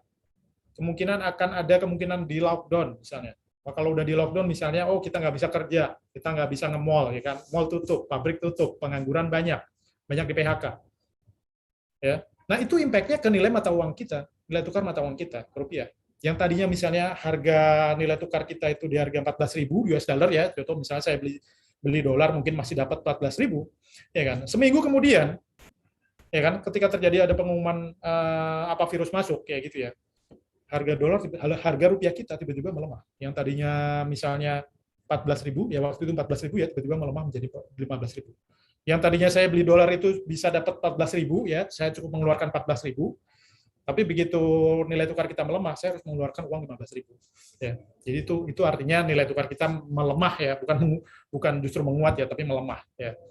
Nah itu juga sama. Ketika di Amerika juga terjadi seperti itu ya, baik itu nanti ada data-data yang dirilis misalnya dari tingkat suku bunga, terus kemudian pidato atau statement dari bank sentral, laporan tingkat inflasi, itu pasti impact-nya ke nilai mata uang dari Amerika tersebut atau ke US dollar. Nah, sehingga impact-nya ke harga emas ya. Oke, ini fundamental utama yang mempengaruhi harga US dollar. Ya.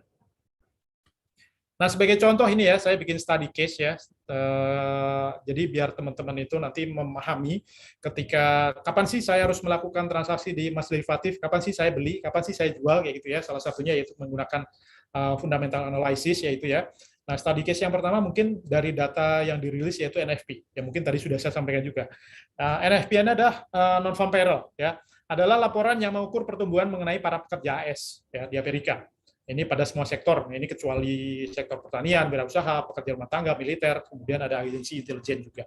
Ya. Nah, biasanya data-data ini, data NFP ini biasanya memang dirilis setiap bulan. Ya, ini dirilis setiap bulan, kemudian di hari Jumat di minggu pertama. Ya, kalau misalnya untuk teman-teman yang sudah sering transaksi atau trading di emas derivatif, nah biasanya di minggu pertama tiap bulan mereka pada nungguin nih data NFP. Ya. Nah, ini bisa dijadikan acuan ketika kita mau melakukan transaksi di emas derivatif. Nah, ini tujuannya untuk mengetahui apakah saya harus melakukan transaksi buy ataukah saya harus melakukan transaksi sell. Ya. Nah, ini kalau kita lihat, saya ambil contoh misalnya di bulan Agustus kemarin, ya. Jadi di bulan Agustus kemarin, tepatnya di tanggal 6, itu dirilis data NFP ya. Nah, ini kalau kita lihat, nah ini untuk data-data ekonomi yang dirilis ini yang impact-nya itu nanti ke mata uang USD ini itu semuanya bisa dilihat. Nah, ini biasanya saya melihatnya tuh di Forex Factory ya, forexfactory.com. Jadi ada di sini data-data itu yang selalu berimpact terhadap ke mata uang suatu negara. Jadi sebagai contoh misalnya kalau mau lihat impact yang ke USD yang mana, tinggal dilihat aja di sini.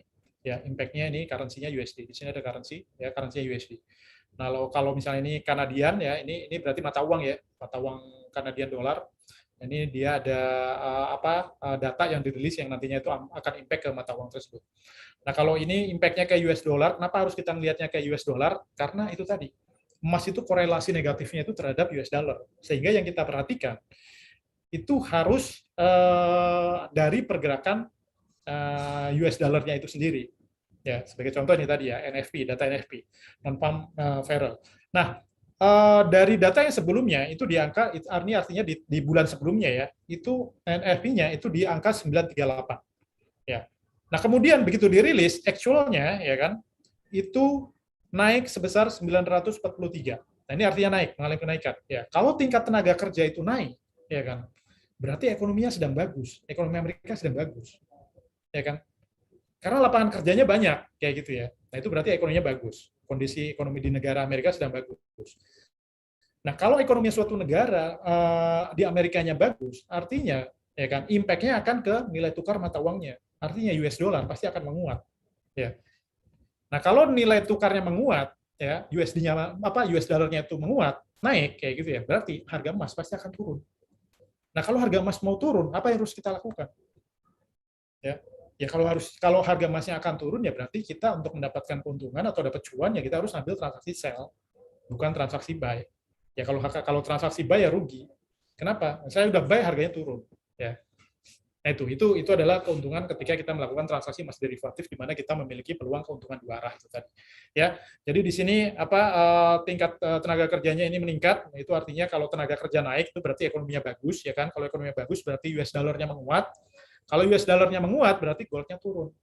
Ya, kalau gold-nya turun ya berarti kita harus sell gold ya. Nah, itu sebaliknya, kalau tenaga kerjanya turun berarti ekonominya lagi jelek atau buruk. Kalau ekonominya buruk berarti USD-nya melemah. Kalau USD-nya melemah, berarti gold-nya naik. Kalau gold-nya naik, berarti kita harus melakukan transaksinya adalah buy.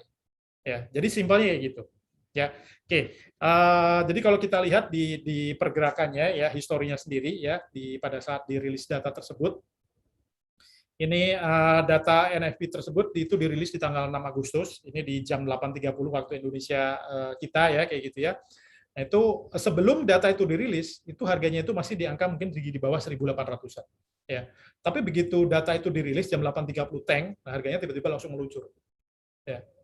Nah, ketika meluncur, kapan sih waktunya kita beli kan gitu ya. Jadi waktunya kita beli ya pada saat harga data itu dirilis. Ya, artinya kita bisa melakukan transaksi sell di sini.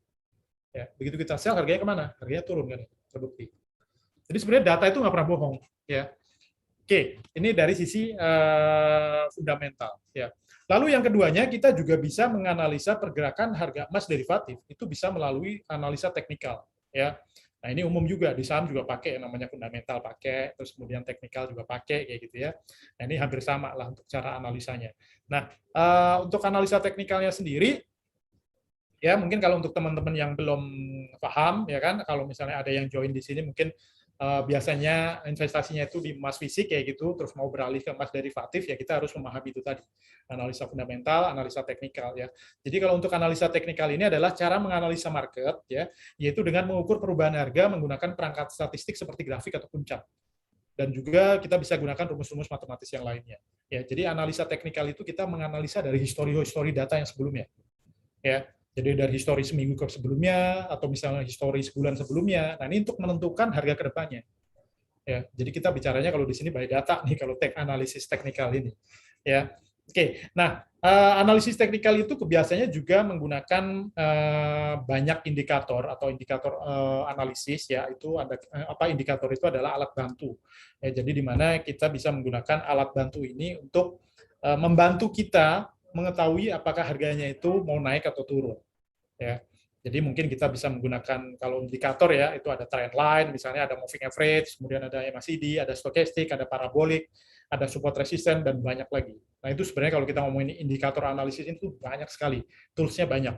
Tapi sebenarnya tinggal mana sih yang cocok buat saya kayak gitu ya, yang mudah dimengerti, mudah dipahami, dan cocok dengan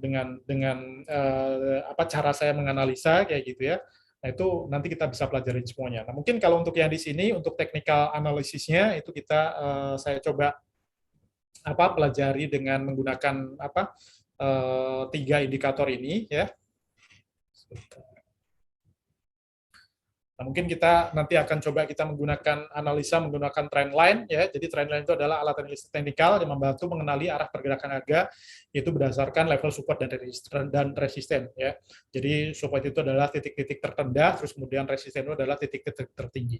Ya, kemudian juga nanti kita akan pelajari terkait dengan analisa menggunakan moving average ya. Jadi MA ini adalah indikator yang digunakan untuk mengukur atau mendeteksi tren harga. Jadi dengan MA atau moving average ini kita nantinya akan mengetahui nih, oh ini trennya lagi naik nih, oh ini trennya lagi turun kayak gitu ya. Jadi kalau kita mau follow the trend ya kita bisa menggunakan moving average ini. Ya.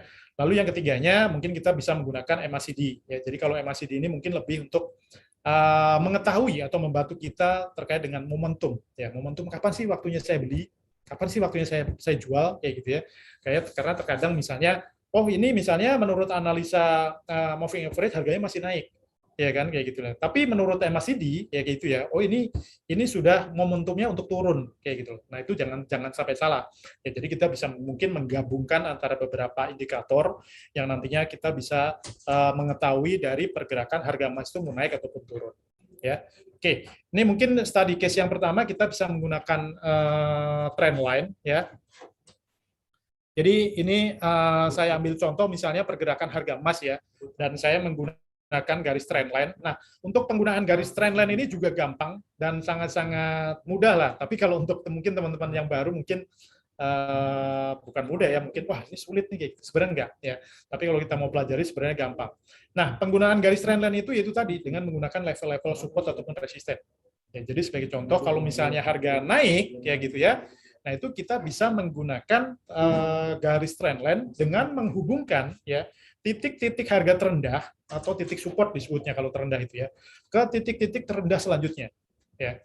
Nah, ini kalau saya contohkan, nah kita bisa ambil dari titik terendahnya itu di sini ya kan. Kemudian saya tarik garis terus, kemudian saya ketemu titik terendahnya di sini. Ini saya teruskan lagi ya kan sampai di sini. Saya berhenti di sini. Ya. Nah, di sini kita bisa lihat ya dari garis trendline ini ya.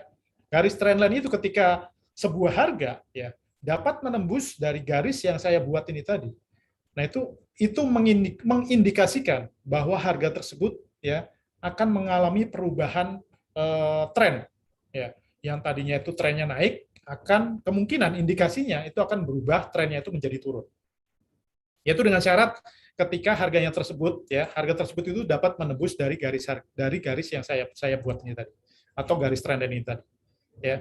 Tapi selama dia itu misalnya bergerak di sini terus dia balik naik lagi ketika dia menyentuh garis trendline ini tadi ya terus dia naik lagi ya itu artinya dia tidak mengalami perubahan tren ya. Tapi ketika harganya itu mengalami perubahan tren ya kayak gini ya dapat menembus. Nah, ini biasanya indikasi bahwa harga tersebut akan mengalami pembalikan harga yang tadinya itu harganya mau naik dan berbalik menjadi mau turun. Nah, ketika kita melihat pergerakan harga seperti ini ya, nah ini kita bisa mengambil yang namanya transaksi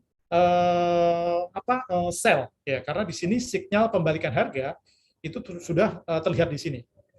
Ya, kalau sinyalnya sudah muncul di sini artinya kita bisa melakukan entry sell ya, karena harganya mau turun. Kalau harganya naik mau buy, berarti buy. Kalau harganya turun berarti kita entry-nya adalah sell. Ya. Nah, kalau kita lihat di sini, ya kan? Nah, setelah itu dia benar. Ya, harga di sini menembus dari garis trendline itu tadi, ya, berarti adalah signal untuk melakukan transaksi sell. Ya, ketika kita sell di sini, ya kan, harganya turun di sini. Dan di sini ketika harganya turun kita dapat untung. Ya, jadi artinya itu tadi, ketika misalnya harganya turun, ya kan, dari tahun lalu emas, ya mungkin kita bisa melakukan transaksi short sell mungkin dari tahun lalu. Ya, kalau orang-orang yang punya fisik mungkin rugi, tapi kalau yang di derivatif karena ngambilnya transaksi short sell justru untung, justru cuan. Ya. Ini yang pertama, yaitu dengan menggunakan bantuan garis trend line ya untuk menganalisa pergerakan sebuah harga itu tadi. Nah, lalu yang keduanya ini coba saya analisa yaitu menggunakan moving average. Nah, kebetulan di sini saya menggunakan moving average 60. Ya, jadi moving average itu ada moving average 10, 20, 60 ya kan, 100 ya, 200 macam-macam. Nah, sebenarnya 60 ini adalah untuk menganalisa dari 60 pergerakan harga ke belakang ya. Jadi kalau misalnya kalau kita menganalisa per hari ya artinya adalah 60 hari ke belakang. Ya, tapi kalau misalnya saya menganalisanya itu menggunakan analisa atau time frame misalnya per jam kayak gitu ya. Nah, ini artinya adalah 60 jam ke belakang ya. Moving average ya, harga rata-rata 60 pergerakan ke belakang. Ya. Oke. Nah, untuk MA-nya sendiri ya, MA-nya sendiri di sini juga menunjukkan bahwa harga tersebut akan mengalami pembalikan harga. Ya. Kalau yang tadi menggunakan garis trendline tadi, ya kan? Itu juga terjadi signal ya, signalnya keluar bahwa akan mengindikasikan harga akan turun. Nah, ini di sini saya menggunakan MA juga ada indikasi bahwa harga itu akan turun. Nah, signalnya keluarnya di sini. Ya. Nah, signal muncul ini ketika harga garis MA, ini MA itu yang warna hijau ini ya, garis MA ini ya. Nah, ini tinggal diaplikasikan saja, itu di aplikasi tradingnya itu semuanya hampir ada lah ya. Di aplikasi untuk transaksi di GoEffect Mikro juga ada juga kayak gini ya. Nah, itu indikasinya ini ketika harganya itu bergerak di bawah moving average ya, ini menunjukkan bahwa harga tersebut mengalami pembalikan arah. ya, bahwa harga tersebut akan turun. Ya, makanya di sini bisa dikatakan ini adalah signal untuk melakukan entry sell, ya, atau melakukan transaksi sell. Oke. Nah, di sini signalnya, nah ini hampir sama ya. Tadi saya menggunakan trendline dengan MA, ya ini kondisinya sama, turun juga kayak gini. Ya. Nah, ini adalah salah satu alat yang bisa kita gunakan untuk mengetahui harga itu mau naik ataupun turun. Ya. Nah, lalu yang ketiganya yaitu saya coba menganalisa menggunakan MACD. Ya. Nah, di sini MACD, ya, ini apa indikatornya ini ada yang di bawah ini ya. Ini MACD. Ya. Jadi di sini signal MACD itu muncul di sini. Ya, jadi MACD itu adalah di mana ada histogram. Histogram itu yang warna hijau dan merah ini, yang di sini ya. Terus kemudian di atasnya ini ada garis warna biru dan kuning ini. Ini adalah sebagai apa MACD signal ya. Jadi di mana cara membacanya adalah biasanya cuma satu, tapi di sini ada dua. Nah ini berarti saya menggunakan yang warna gold aja ya. Nah, ini cara membacanya ketika signal MACD ini yang warna kuning itu mulai meninggalkan dari histogram ya, yang biasanya menjadi satu ini ya bertumbukan kayak gini ya, terus kemudian dia mulai meninggalkan. Nah, ketika dia meninggalkan histogram, ini sebenarnya adalah momentum ya, signal momentum harga itu akan bergerak sebaliknya. Ya, kalau yang tadinya itu naik berarti sebaliknya dia akan bergerak turun. Ya. Jadi sebenarnya ketika tadi kita menggunakan apa moving average dan trend line ya, ini signalnya munculnya di sini. Tapi kalau menggunakan MACD ya, itu sebenarnya signalnya itu justru jauh sebelum signal MA dan signal trend line tadi itu muncul, MACD sudah muncul duluan. Justru munculnya di sini. Di sini sebenarnya di sini sudah apa menunjukkan signal bahwa harga tersebut ya itu akan mengalami pembalikan arah, atau yang tadinya itu harganya naik menjadi turun. Nah, di sini artinya adalah signal entry untuk melakukan sell. Ya. Nah, kalau kita lihat, nah ini signalnya di sini, kalau tadi MA di sini ya, MA sampai trendline tadi signalnya di sini bahwa harga tersebut akan mengalami turun, tapi justru menggunakan MACD, signalnya justru sebelum itu apa MACD garis MA dan trendline tadi muncul, di sini MACD justru sudah mengeluarkan signal tersebut. Ya. Jadi ini adalah alat-alat teknikal, ya analisa teknikal yang kita bisa gunakan untuk mengetahui ketika kita melakukan transaksi di emas derivatif, ya baik itu harganya mana mau naik ataupun turun. Nah ini kalau untuk mengetahui harga itu akan mengalami penurunan. Nah bagaimana nih kalau misalnya harganya itu mau naik, ya biar tahu harganya itu mau naik, kapan saya waktunya beli, kayak gitu ya. Kalau ini kan waktunya sell ya, ambil transaksi sell. Nah, kapan nih saya tahu kapan saya harus melakukan transaksi buy, ya. Jadi oke, sebelum ke sana mungkin di sini kalau kita gabungkan tadi ya antara gabungan analisa baik itu menggunakan trend line, kemudian moving average dan MACD ya. Di sini untuk MACD sama trend line dan moving average ini muncul signalnya itu hampir berbarengan ya kayak gitu ya, beda waktu sebentar ya. Ini menunjukkan signal bahwa harga tersebut akan mengalami penurunan, tapi di MACD justru yang sebelumnya. Ya. Nah, yang selanjutnya untuk mengetahui kapan harganya itu akan berbalik naik atau kapan waktu harga emas itu akan naik. Nah, sebenarnya kurang lebih cara analisanya juga sama, yaitu bisa menggunakan trend line ataupun moving average ataupun MACD juga bisa. Nah, kalau ini saya contohkan menggunakan trend line sebelum harganya itu naik ya. Jadi sebenarnya sebelum harga ini ada kayak gitu ya. Ini kan harganya bergerak turun ya. Harganya turun terus. Nah, ini kita juga bisa menggunakan garis trend line. Nah, kalau harganya mau turun, kalau harganya turun, kapan biar kita tahu harganya itu balik arah menjadi naik kayak gitu ya. Nah, itu kita bisa menghubungkan dari titik tertingginya atau titik resisten. Titik tertinggi itu disebut titik resisten ya. Dari titik resisten yang pertama kemudian dilanjutkan ke titik resisten yang selanjutnya atau harga tertinggi yang selanjutnya. Mungkin kalau di sini kita bisa teruskan hubungkan ke titik tertinggi yang ini terus saja sampai sini. Ya. Jadi sebelum harga ini muncul kayak gitu ya. Harga ini muncul dan harganya itu tiba-tiba itu dapat menembus dari garis trendline ini tadi. Nah, ini sebenarnya adalah indikasi. Ya, di sini sebenarnya adalah signal indikasi untuk bahwa harga tersebut itu akan mengalami pembalikan arah atau pembalikan harga. Jadi di mana yang tadinya harganya turun, dia akan berbalik menjadi naik. Nah, ketika di sini terjadi signal ya atau keluar signal kayak gini, nah disinilah kita bisa melakukan entry untuk melakukan transaksi beli, buy. Ya. Jadi kurang lebih sebenarnya hampir sama pada saat harga itu mau turun ataupun harga naik ya caranya sama menggunakan trend line bisa atau menggunakan moving average juga bisa juga ya. Nah, lalu yang keduanya Sebagai contoh ini saya menggunakan moving average ya untuk analisanya. Nah, moving average itu cara membacanya sebenarnya juga simple ya. Jadi cara membacanya untuk moving average ya. Jadi di mana jika garis MA itu di bawah harga, bergerak di bawah harga, itu berarti indikasinya adalah harga itu sedang uptrend. Kalau uptrend berarti di sini areanya adalah area buy atau area beli. Tapi sebaliknya ya. Jadi kalau MA-nya itu di atas harga, ya bergerak di atas harga, garis MA-nya ini ya, itu artinya indikasinya adalah harga sedang mengalami downtrend. Ya, kalau downtrend ya kan, itu berarti adalah areanya untuk melakukan transaksi sell. Ya. Nah, ini sebagai contoh ya. Ini untuk MA-nya, garis MA-nya itu yang warna ini oranye ini ya, ini garis MA. Nah, ini MA-nya ini bergerak di bawah harga. Nah, ini harganya yang biru ini. Ini kan MA-nya di bawah harga terus ya bergeraknya ya. Nah, ini berarti kondisinya dalam kondisi uptrend. Nah, kalau kondisinya uptrend berarti ini adalah areanya beli. Ya. Nah, contoh misalnya di sini ya. Ini udah mulai bergerak kayak gitu ya di atas MA-nya udah di bawah harga ya. Nah, ini sebenarnya adalah signal untuk melakukan transaksi beli. Ini ya. Nah, ketika garis MA itu bergerak di bawah harga, nah itu adalah menunjukkan sinyal untuk melakukan transaksi beli ya, atau areanya untuk melakukan transaksi beli. Nah, kalau untuk yang MA-nya di bawah atau di atas harga, itu berarti kondisinya adalah kondisi downtrend. Ya, kalau kita perhatikan di sini, ya kan, ini harganya itu bergerak di bawah garis MA ini. Nah, kalau bergerak di bawah garis MA, ini sebenarnya areanya area untuk melakukan transaksi sell. Ya. Nah, munculnya atau signalnya itu muncul ketika di sini. Ya. Nah, ketika harga yang tadinya itu bergerak di atas MA, terus kemudian dia berubah bergerak di bawah MA, nah ini sebenarnya adalah signal untuk melakukan transaksi sell. Ya, jadi kalau di sini harganya kita tahu ini harganya mau naik ya kan, berarti di sini kita buy. Tapi kalau harganya mau turun kayak gini, ini adalah signal untuk melakukan transaksi sell. Ya. Nah di sini sama juga nih, ya ketika harganya itu bergerak di bawah MA, kemudian berubah bergerak di atas MA, nah ini berarti adalah areanya area buy. Makanya di sini adalah signal buy. Ya. Nah, di sini kelihatan harganya naik. Ya.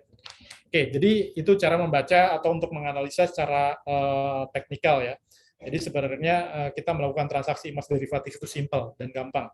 Ya, kita memahami analisanya baik itu fundamental ataupun teknikal. Ya, kalau tadi fundamental kita bisa memperhatikan beberapa data yang dirilis yang tentunya itu berkaitan dengan atau berkorelasi dengan mata uang US dollar, nah itu bisa dijadikan acuan ketika kita mau melakukan transaksi di emas derivatif.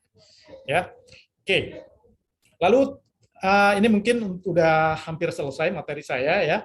Nah ini mungkin ada tips untuk memulai investasi di emas derivatif itu apa aja sih kayak gitu ya.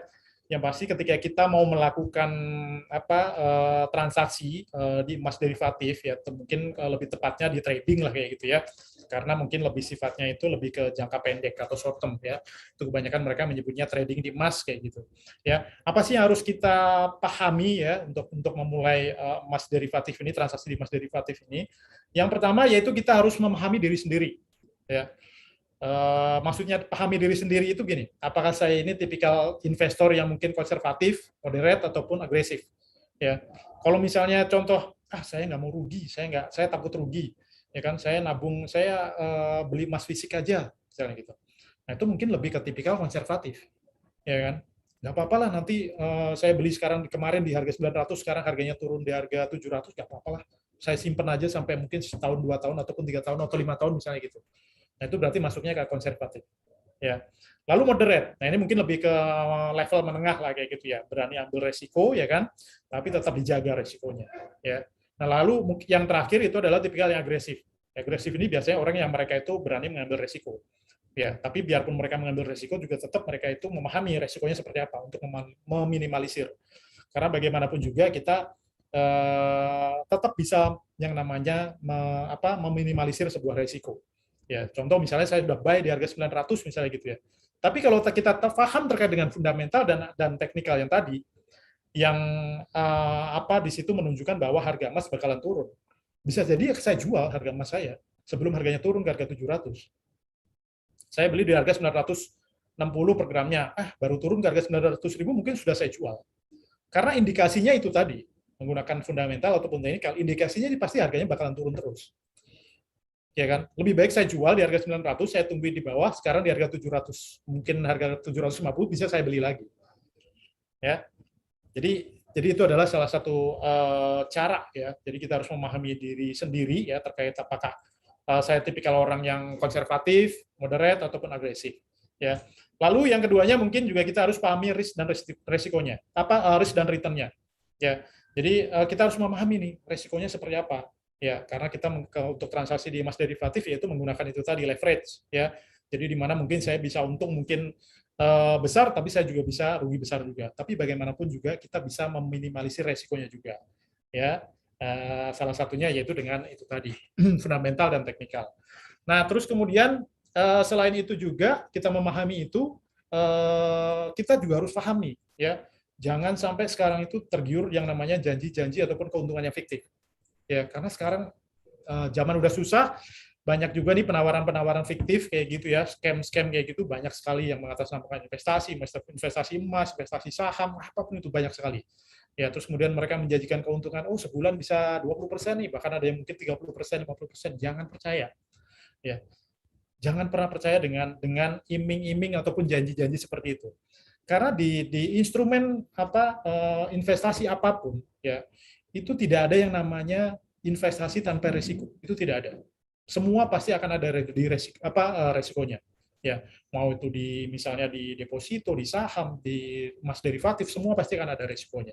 Ya, jadi jangan percaya dengan janji-janji seperti itu. Lalu yang selanjutnya kita juga harus belajar transaksi dengan benar, ya. Jadi kita bisa mempelajari terkait dengan analisa pasar, yaitu menggunakan fundamental dan teknikal, ya. Jadi kalau untuk yang teman-teman mau tahu lebih banyak terkait dengan analisa pasar menggunakan fundamental teknikal, ya, itu bisa ikuti ya media sosialnya dari Bursa ICDX, ada di sana ada @ICDX Group ya, itu tinggal diikutin aja. Di sana juga sering kok kita membahas terkait dengan analisa teknikal, fundamental, bahkan kita di ICDX juga sering memberikan kelas-kelas juga terkait dengan analisa fundamental dan teknikal ini. Ya, lalu yang terakhir mungkin tipsnya ya, untuk memulai investasi di emas derivatif ya, tentunya kita bisa mulai dari yang terkecil ya. Karena biasanya kalau investasi itu nggak boleh nih langsung tiba-tiba misalnya, oh saya punya uang 100 juta misalnya, saya punya uang 500 juta, langsung investasikan semuanya. Kalau kita nggak tahu, jangan. Nggak boleh. Ya, jadi kita harus memulai dari yang terkecil dulu. Sama nih ya. Mungkin saya mau bisnis, saya mau buka restoran, saya mau buka kafe, atau saya mau buka warung, pasti modalnya kecil dulu. Ya kan? Modal kecil kita harus pelajarin. Setelah modal kecil kita pelajarin kan. Pelajari, oh ini bisnisnya gimana? Ya kan? Setelah tahu bisnisnya, oh ini marketnya seperti apa? Ya gitu ya. Begitu kita sudah paham, baru kita bisa nambah modalnya. Karena kita sudah pahami, kita sudah mengetahui resikonya seperti apa, return-nya seperti apa. Ya. Nah, kalau kita untuk memulai yang terkecil, nah itu tadi, untuk yang di Bursa ICDX, kebetulan itu ada produk namanya Go Efek Mikro itu tadi, nah itu untuk pembukaan akunnya itu biasanya dari 500.000 itu sudah bisa, ya kayak gitu ya, jadi teman-teman bisa investment juga bisa sambil belajar di sana, ya kan, kita bisa belajar bareng-bareng terkait dengan cara ataupun pengelolaan uang untuk di emas derivatif itu seperti apa kayak gitu ya. Nah itu bisa membuka akun. Nah untuk membuka akunnya nggak bisa ya di bursa ya, karena kita di bursanya, jadi harus melalui yang namanya member ataupun anggota bursa itu tadi. Ya, nah ini mungkin tipsnya untuk memulai emas derivatif. Nah, untuk memulainya sendiri, ya tentunya yaitu tadi saya sampaikan, kita harus membuka akunnya itu harus melalui yang namanya anggota bursa.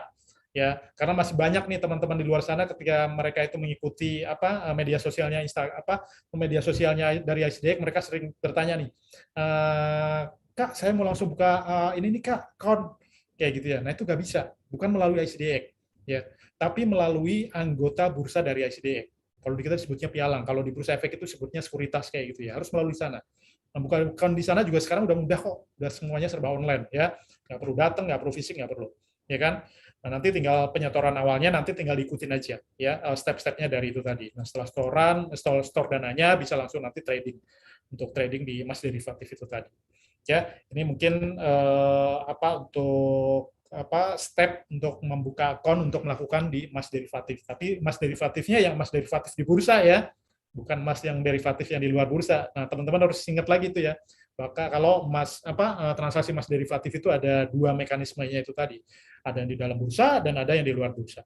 Ya, kalau untuk yang di dalam bursa yang transaksinya itu hampir sama seperti yang ada di Bursa Efek Indonesia, Nah, itu produknya namanya adalah produk GoEffect itu tadi. Nah, ini satu-satunya di Indonesia dan satu-satunya di Asia Tenggara. Ya, cuma ada di bursa ICD. Ya. Oke, ini alurnya. Nah, untuk teman-teman, ini untuk materi saya sudah selesai. Kalau mau download materi saya yang saya berikan hari ini, ya kan, itu bisa langsung aja ke websitenya ICDX di icdx.co.id atau melalui link ini ya. Ini bisa di capture aja di bit.ly /derivatif emas ya. Nanti untuk materialnya sendiri itu bisa di sini, tinggal di download aja. Nah, ini ada IFF 2021 ya, mengenal emas derivatif nih di kelas kita hari ini. Oke, mungkin ini kalau sudah di capture, sudah selesai, ini saya lanjutkan. Nah, mungkin kalau misalnya ada yang pertanyaan-pertanyaan lebih lanjut, kalau nggak bisa waktunya nggak ada di kelas ini, itu teman-teman juga bisa langsung mention aja atau bertanya-tanya di media sosialnya dari Bursa ICDX, ada di ICDX Group, itu baik di Instagram, Twitter ataupun di Facebook ya, itu bisa semuanya, bisa tanya jawab di sana, pasti langsung dijawab sama ininya tim dari ICDX. Oke, mungkin ini yang dapat saya sampaikan, mungkin bisa saya kembalikan lagi Mbak Saifun kalau misalnya ada yang mau bertanya, mungkin masih ada waktu kali ya. Iya. Oke, Pak Dedi, terima kasih banyak nih atas penjelasannya. Masih ada waktu, Pak, sekitar 30 menit lagi lah ya. 20-30 Pak, menit. ada beberapa pertanyaan yang sudah saya rekap nih. Yang pertama dari Mas Samuel menanyakan, untuk ingin memulai dan melakukan emas derivatif bisa dilakukan melalui platform apa ya, Mas?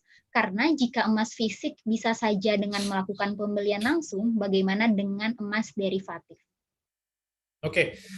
Oke, jadi kalau untuk platformnya sendiri ya, jadi kalau tadi yang sudah saya sampaikan bahwa transaksi emas derivatif itu yang kita transaksikan kan nilainya saja, ya. Jadi kita bukan transaksi emas fisiknya, ya. Jadi mungkin ini saya mention lagi lah ya, biar teman-teman ingat bahwa derivatif itu apa, ya itu ya. Jadi derivatif itu adalah melakukan transaksi hanya nilai-nilainya saja. Jadi kalau misalnya harga emas misalnya sekarang harganya 1.000, harga emas fisik 1.000, harga derivatifnya juga pasti 1.000.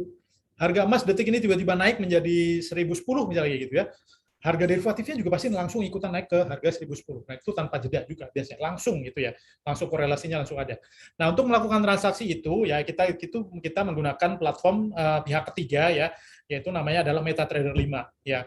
Nah, itu bisa langsung di-download saja, itu ada di websitenya ICDX ya, di sana ada GoEffect di sana, tinggal dibuka aja di sana, bisa langsung di-download melalui di sana di websitenya ICDX, baik itu di PC ataupun di mobile phone, itu semuanya bisa, baik di Android, iOS, semuanya bisa di sana. Bahkan mungkin kalau untuk teman-teman yang mau langsung belajar, nggak mau buka akun karena belum tahu nih, saya mau belajar dulu nih, kayak gitu ya. Nah, itu bisa juga nih melakukan pembukaan dengan akun dummy di sana ya. Jadi kita bisa belajar dengan akun dummy, sehingga kita bisa pelajari nih, oh kalau harganya mau naik saya harus apa nih, kalau harganya turun saya harus apa nih, kayak gitu. Nah, itu tinggal register aja di sana ya, nanti di sana akan dikasih akun dummy terlebih dahulu untuk belajarnya. Oke, kayak gitu. Oke, baik Pak Dedi. Semoga Mas Samuel bisa terjawab ya dengan jawaban dari Pak Dedi. Ini Pak Dedi, ada selanjutnya dari Mas Kiram ingin menanyakan, permisi Pak Dedi, izin bertanya. Teman saya ada yang bermain di bursa berjangka. Lalu ketika loss, uangnya katanya bisa habis semua ya. Apa benar begitu Pak Dedi? Oke, nah, ini jawabannya berbobot nih kayak gitu ya. Nah, sebenarnya tadi sudah saya sampaikan juga ya, bahwa ketika kita melakukan transaksi di emas derivatif ya, itu kita menggunakan yang namanya leverage itu tadi. Ya, leverage itu juga bisa diartikan bahwa sebagai pedang bermata dua. Ya, kita bisa untung besar, kita juga bisa rugi besar. Ya. Tapi semuanya harus kita pelajarin dulu nih kayak gitu ya. Dan contoh sebagai contoh misalnya itu tadi. Dan kita harus pahami dan kita harus ingat. Contoh misalnya tadi kalau misalnya saya beli satu lot kayak gitu ya, yang setara dengan satu try on, itu kalau misalnya harga emas sekarang 1 gram, harganya 1 juta, itu artinya saya melakukan transaksi senilai 31.100.000 itu tadi. 31.100.000 itu nilainya yang saya transaksikan. Padahal modal saya cuma berapa tadi? Let's say misalnya cuma 500.000, misalnya kayak gitu. Ya kan? Dan padahal yang saya transaksikan adalah sebesar 31 juta. Ya. Artinya 500.000 untuk mempertaruhkan 31 juta. Ya. Nah, bisa dikatakan bahwa kita bisa mengalami kerugian ketika harganya itu bisa turun melebihi dari modal yang kita miliki. Ya. Jadi apa pengertiannya atau ininya jangan salah kaprah bahwa saya nanti bisa habis semua atau enggak kayak gitu ya, karena semuanya pasti bisa yang namanya diminimalisir resiko ya kan. Sekarang juga kita sudah bisa kita bisa menggunakan sistemnya udah canggih ya kan, makanya pentingnya analisa itu tadi. Kalau misalnya saya beli di sini ya kan kayak gitu kan, oh ini harganya mau turun ya, bisa langsung saya cut loss, jangan didiemin ya. Kalau didiemin saya habis, saya rugi kayak gitu ya. Jadi kalau misalnya tadi saya punya satu lot kayak gitu ya, gimana biar uang saya nggak habis kayak gitu ya? Gimana biar uang saya nggak habis ya? Karena nilainya tadi 31.500.000 kayak gitu ya. Nah itu mungkin dengan uang 31.500.000 saya nggak akan habis. Karena yang kita transaksikan di derivatif kan sebenarnya adalah itu tadi. Beberapa manfaatnya adalah ya kita bisa menggunakan uang modal yang mungkin cukup fleksibel, ya kan, cukup kecil. Kita nggak perlu mengeluarkan uang banyak, kayak gitu ya. Tapi ingat, kalau ketika terjadi harganya turun, yang harus kita ingat adalah, oh, yang saya transaksikan itu kan 31.100.000 itu tadi ya. Padahal saya punya uang cuma 1 juta, kayak gitu. Ya, jadi ya, jawabannya itu. Ya.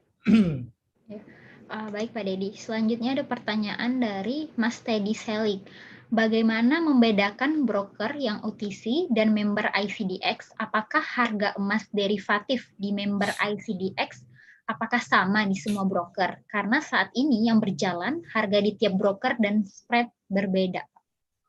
Oke, nah ini juga bagus nih pertanyaannya ya. Jadi kalau kita membedakan antara emas derivatif yang di OTC market dan di dalam bursa kayak gitu ya. Mungkin tadi sudah saya jelaskan dari pertama sampai terakhir ya gitu ya.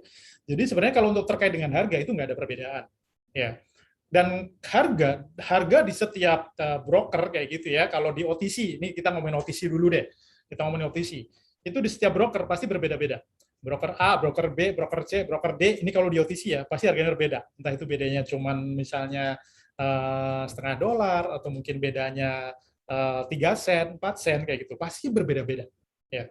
Tapi kalau transaksi di dalam bursa, ya, mau broker A, broker B, broker C, broker D, ya, itu tadi yang produknya gue efek itu tadi, pasti sama. Tidak akan ada perbedaan. Itu salah satu perbedaan antara transaksi di dalam bursa dan di transaksi di luar bursa. Ya. Nah, untuk membedakan mana broker yang transaksinya di dalam bursa, nah itu bisa dicek juga di websitenya, lagi-lagi ya, di websitenya ICDX. Di sana itu masuk aja ke landing page-nya GoEffect di sana. Nah, nanti di sana akan ada tuh broker yang memfasilitasi transaksi GoEffect. Artinya adalah broker yang memfasilitasi transaksi langsung di bursa. Nah, itu untuk membedakannya. Ya. Tapi kalau selain itu, ya kayak gitu ya, bukan broker yang memfasilitasi itu tadi, yaitu berarti transaksinya pasti saya jamin mereka di luar bursa semuanya, bukan di dalam bursa. Ya, nah, untuk member-member dari bursa ICDX, siapa yang menjadi perantara transaksi di langsung transaksi di bursa, nah itu dicek aja di websitenya ICDX, di GoEffect. Oke, baik Pak Teddy. Semoga ini pertanyaannya terjawab oleh Pak Dedi ya, ke Pak Teddy ya. Oke, selanjutnya Pak, ini ada pertanyaan lagi dari Mas Hizir. Pak, kenapa pada investasi emas di bursa berjangka saat harga turun kita masih bisa dapat keuntungan ya?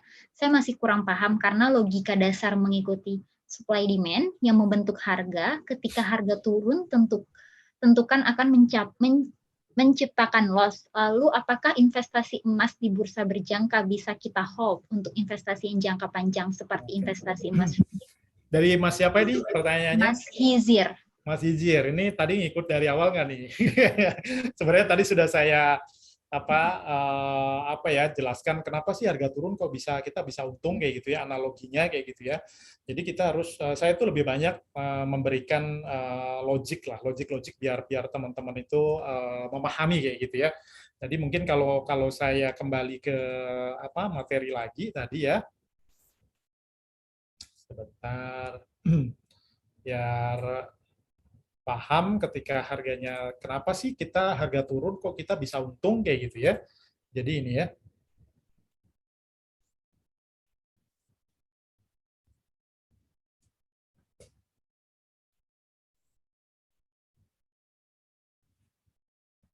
Ini sudah terlihat belum? Sudah Pak. Sudah terlihat. Sudah full screen? Belum sih. Oh belum ya. Tapi sudah full screen untuk ininya, materinya? Sudah sih. Oh sudah ya? Oke. Pertanyaannya tadi siapa? Mas siapa? Mas Hizir. Mas Hizir. Nah ya, jadi simple logiknya kayak gini ya. Sebagai contoh misalnya nih saya Mas Dedi nih ya, ini menganalisa harga beras nih ya. Menganalisa harga beras turun dalam beberapa hari ke depan. Ini saya analisa nih, harga beras bakalan turun nih beberapa hari ke depan, ya kan. Nah, kemudian di hari itu juga ya kan, kemudian saya pergi ke rumahnya Mbak Nadine untuk meminjam beras. Ya. Mbak Nadine, saya pinjam beras dong. Nanti 2 hari kemudian saya kembalikan deh, atau 3 hari kemudian saya kembalikan, kayak gitu ya. Nah, setelah saya dapat pinjam dari Mbak Nadine, hari itu juga saya menjual beras itu tadi. Ya, menjual beras itu tadi ke pedagang beras. Contoh misalnya saya ke pasar, terus kemudian saya jual berasnya. Nah, kemudian saya pulang kan bawa duit nih 100.000 dari hasil penjualan beras itu tadi. Ya kan, saya punya uang cash nih 100.000 dari hasil penjualan beras. Berasnya itu tadi hasil dari pinjaman itu tadi, kayak gitu. Ya. Nah, setelah beberapa hari ke depan, misalnya di tanggal 3 nih ya, 2 hari kemudian, ternyata harga beras ternyata mengalami penurunan nih harganya. Ya, contoh misalnya ada ada entah apa misalnya kayak gitu, harga beras mengalami penurunan ya. Nah, ini turun ke harga 70.000 ya. Dan begitu saya mengetahui harga beras itu turun ke harga 70.000 ya. Nah, di sini saya buru-buru ke pedagang beras ya kan untuk membeli beras. Ya, membeli beras sebesar 1 kilo. Begitu saya beli, harganya berapa? Harganya 70.000 karena harga beras di hari itu kan turun di harga 70.000 ya. Nah, kemudian setelah saya beli beras di hari itu juga di tanggal 3, itu beras saya kembalikan ke Mbak Nadine yang kemarin 2 hari yang lalu saya pinjam ke Mbak Nadine. Mbak Nadine, ini saya kembalikan yang beras yang kemarin saya pinjam. Nah, disinilah dengan penurunan harga beras, di sini justru saya mendapatkan keuntungan sebesar 30.000. Ya, kurang lebih jadi simple logiknya kenapa sih harga turun kok kita juga masih dapat untung. Nah, caranya gimana kalau misalnya harga mau turun? Nah, kalau transaksi di emas derivatif kayak gitu ya, di produk derivatif yaitu tadi. Kalau harganya mau naik, yang harus kita lakukan yaitu dengan melakukan transaksi beli terlebih dahulu. Ya. Kalau ini udah umum ya, harga mau naik, apa yang harus kita lakukan? Pasti beli ya. Nggak cuma di emas saja, apapun juga pasti beli. Nanti begitu harganya udah naik, ini baru saya close transaksi beli tadi saya. Ya, contoh ini misalnya saya beli di harga 1.000, kemudian saya close transaksi saya di harga 1.500. Di sini saya dapat cuan 500. Nah, peluang turun itu tadi sama seperti beras itu tadi. Ya, kalau harganya mau turun gimana caranya? Yaitu dengan melakukan transaksi sell. Ya. Begitu saya melakukan transaksi sell, misalnya contoh di harga 1.500, harganya turun ke harga 1.200, ini saya close transaksi sell saya. Ya. Dan nggak perlu bingung-bingung juga nih ya. Nanti teman-teman misalnya gitu, Mas Didi, berarti nanti saya ketika saya mau lakukan transaksi sell kayak gini, saya harus minjem-minjem kayak gitu ya, seperti di beras tadi ya. Itu nggak perlu. Nggak perlu. Karena di aplikasinya ya, itu akan selalu optionnya itu ada 2. Saya mau buy atau saya mau sell. Kalau saya mau buy, berarti saya harus mengharapkan harganya naik. Tapi sebaliknya, kalau harganya mau turun, berarti saya harus ambil transaksi sell. Ya, semakin turun saya semakin untung. Ya. Kan logiknya gini, kalau saya ambil buy, harganya turun, berarti saya rugi. Ya kan, pasti rugi kan? Karena kita pasti mengharapkan harganya naik. Begitu juga pada saat saya mengambil opsi sell. Ya, ketika saya ambil sell, kan saya harapannya kan harganya turun. Tapi kalau harganya malah naik, ya saya malah rugi, kayak gitu. Sampai di sini mungkin cukup dimengerti ya. Terus kemudian tadi pertanyaan lanjutannya apa tadi, Mbak Zaifun? Lalu apakah investasi emas di bursa berjangka bisa kita hold untuk investasi jangka panjang seperti investasi emas fisik? Ya, jadi kalau untuk investasi ya, sebenarnya kalau untuk di emas derivatif ya, itu mau transaksinya itu jangka pendek, jangka panjang itu semuanya bisa. Ya, mau sekarang mau beli emas di sini, terus kemudian nanti dijual tahun depan, 2 tahun kemudian, 3 tahun kemudian itu juga boleh, nggak masalah. Ya, tapi biasanya memang karena kebanyakan investor kayak gitu itu memanfaatkan yang namanya peluang itu tadi harga naik ataupun turun, kebanyakan mereka itu lebih ke short term. Ya. Jadi sebenarnya sama nih, ketika kita transaksi di bursa efek itu kan juga sebenarnya tujuannya untuk jangka panjang, ya kan? Tujuan investment itu sebenarnya kan untuk jangka panjang. Tapi kebanyakan orang yang melakukan transaksi, baik itu di saham ataupun di derivatif kayak gitu ya, kebanyakan short term jadinya. Ya, karena mereka memanfaatkan pergerakan harga itu tadi. Tapi sebenarnya lebih cocok kalau emas derivatif itu lebih ke short term. Ya, karena lebih banyak memanfaatkan itu tadi, harga kan naik turun naik turun naik turun. Ya kita manfaatkan kayak gitu. Oke, mungkin itu jawabannya. Oke, baik Pak Dedi. Semoga Mas Hizir terjawab ya pertanyaannya. Pak Dedi, ini ada pertanyaan juga dari Marsha. Pak, lebih baik untuk investasi itu emas batangan atau perhiasan ya, dan bagusnya emas ini disimpan sebagai invest dalam jangka waktu berapa lama? Lebih baik invest apa tadi, LM Uh, atau perhiasan?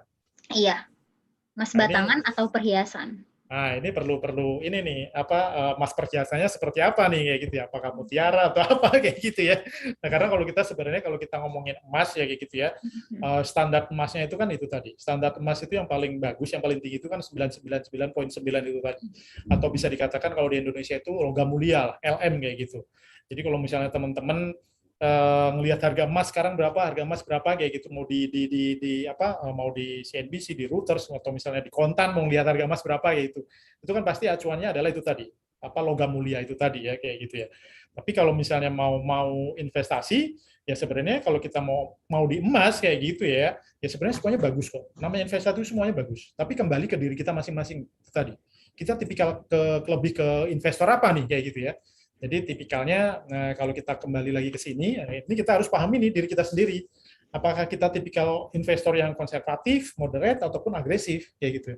Kalau kita pengen cuan lebih banyak, kayak gitu ya, tapi berani ambil resiko, ya kita bisa menjadi tipikal orang yang agresif, tapi harus kita pelajari ya terkait dengan itu tadi, analisa teknikal, fundamental, kayak gitu. Itu dan kita bisa transaksi di emas derivatif. Tapi kalau misalnya kita orang yang konservatif, oh saya takut rugi nih, saya benar-benar takut rugi, udah ya kita nggak apa-apa, beli logam mulia aja, kita simpan untuk jangka panjang kayak gitu, itu nggak apa-apa. Ya, karena bagaimanapun juga kalau kita lihat tadi, emas itu akan selalu mengalahkan yang namanya inflasi itu tadi. Ya, jadi kita mau tahan misalnya 1 tahun, 2 tahun, 3 tahun, 4 tahun, 5 tahun ya nggak apa-apa. Oke itu, bagus-bagus saja. Semuanya bagus, yang pasti. Ya, tapi yang pasti itu tadi harus paham resikonya. Jangan sampai katanya emas fisik bagus, ya kan? Buktinya tahun kemarin saya beli di harga 960.000 per gramnya. Sekarang harganya tinggal 750.000. Ya enggak juga kayak gitu ya. Kan tinggal tergantung tujuannya. Tujuannya untuk apa? Apakah short term ataukah long term kayak gitu. Nah, kalau short term ya better kita transaksi di emas derivatif. Lebih banyak volatilitas harga yang kita bisa manfaatkan di sana. Kayak gitu. Ya. Oke, mungkin itu. Oke, Mas. Ini ada pertanyaan lagi dari Mas Akbar. Pertanyaannya, kalau GOFX satu-satunya broker di bursa, maka kalau GOFX bubar investasi, kita tidak bisa dipindah ke broker lain ya, Pak? Oke, jadi sekali lagi saya sampaikan ya bahwa ICDX ini adalah bursanya, ya, bukan broker. Jadi kembali lagi, kita bukan broker, tapi ICDX ini adalah bursa. Hampir sama seperti di Bursa Efek Indonesia. Jadi bursa ini hanya sebagai penyedia platform nih ya, penyedia platform yang menyediakan pertemuan antara penjual dan pembeli untuk melakukan transaksi di sana. Ya kan, contoh misalnya saya dengan Mbak Zaifun, ternyata saya transaksi ketemu nih di bursa ICD, tapi kita nggak tahu ternyata saya transaksi dengan siapa, itu kita nggak tahu kayak gitu ya, karena kita hanya platform untuk melakukan transaksi ya. Atau simpelnya bursa itu kan pasar lah ya, tempat bertemunya penjual pembeli, di sana ketemu di sana kayak gitu. Atau yang tadi simpelnya itu tadi seperti di Bursa Efek kita ya. Nah tapi kalau misalnya mau transaksi di GoEfek kayak gitu ya, nah GoEfek ini kan hanya semacam produk ya, produk yang dari bursa kayak gitu ya. Contoh kalau misalnya di Bursa Efek berarti produknya apa? Produknya saham. Ya kan kayak gitu kan. Nah, kalau di bursa ini produk untuk derivatifnya ini tadi, ada GoEfek ini tadi, ya, ada emas derivatif GoEfek ini tadi. Ya. Nah, kalau untuk transaksinya gimana? Ya harus melalui itu tadi, harus melalui broker dari anggota bursa ICD. Ya. Nah, kalau misalnya pertanyaan nanti brokernya misalnya tutup, misalnya kayak gitu, gimana kayak gitu?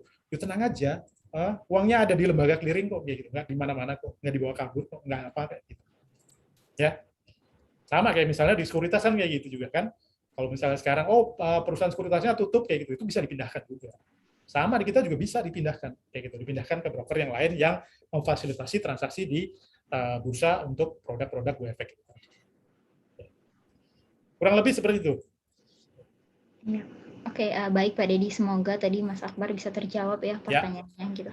Pak, tapi karena waktu sudah tidak bersahabat nih, sebentar lagi sudah menunjukkan pukul 5, mungkin untuk sesi hari ini kita sudahkan ya terlebih dahulu. Oke. Sebelumnya terima kasih banyak Pak Dedi Prasetyo atas penjelasannya tentang sama-sama Mbak Zaifun. Iya, selama 2 jam. Terima kasih sudah berkenan meluangkan waktu di Open Public Class kali ini gitu. Semoga juga buat yang penonton yang masih setia menunggu gitu, jangan lupa untuk saksikan Open Public Class, tentunya ada setiap hari selama sampai bulan Oktober ini. Sekali lagi terima kasih ya Pak Dedi Terima atas kasih waktunya. semuanya untuk teman-teman Bapak Ibu yang sudah join hari ini ya. Mudah-mudahan pelajaran kita hari ini kita bisa memberikan manfaat bareng-bareng ya, dan bisa memberikan ilmu juga tentunya. Oke, baik, terima kasih sebelumnya. Selamat sore. Selamat sore semuanya. Ya, selamat sore. Bye bye.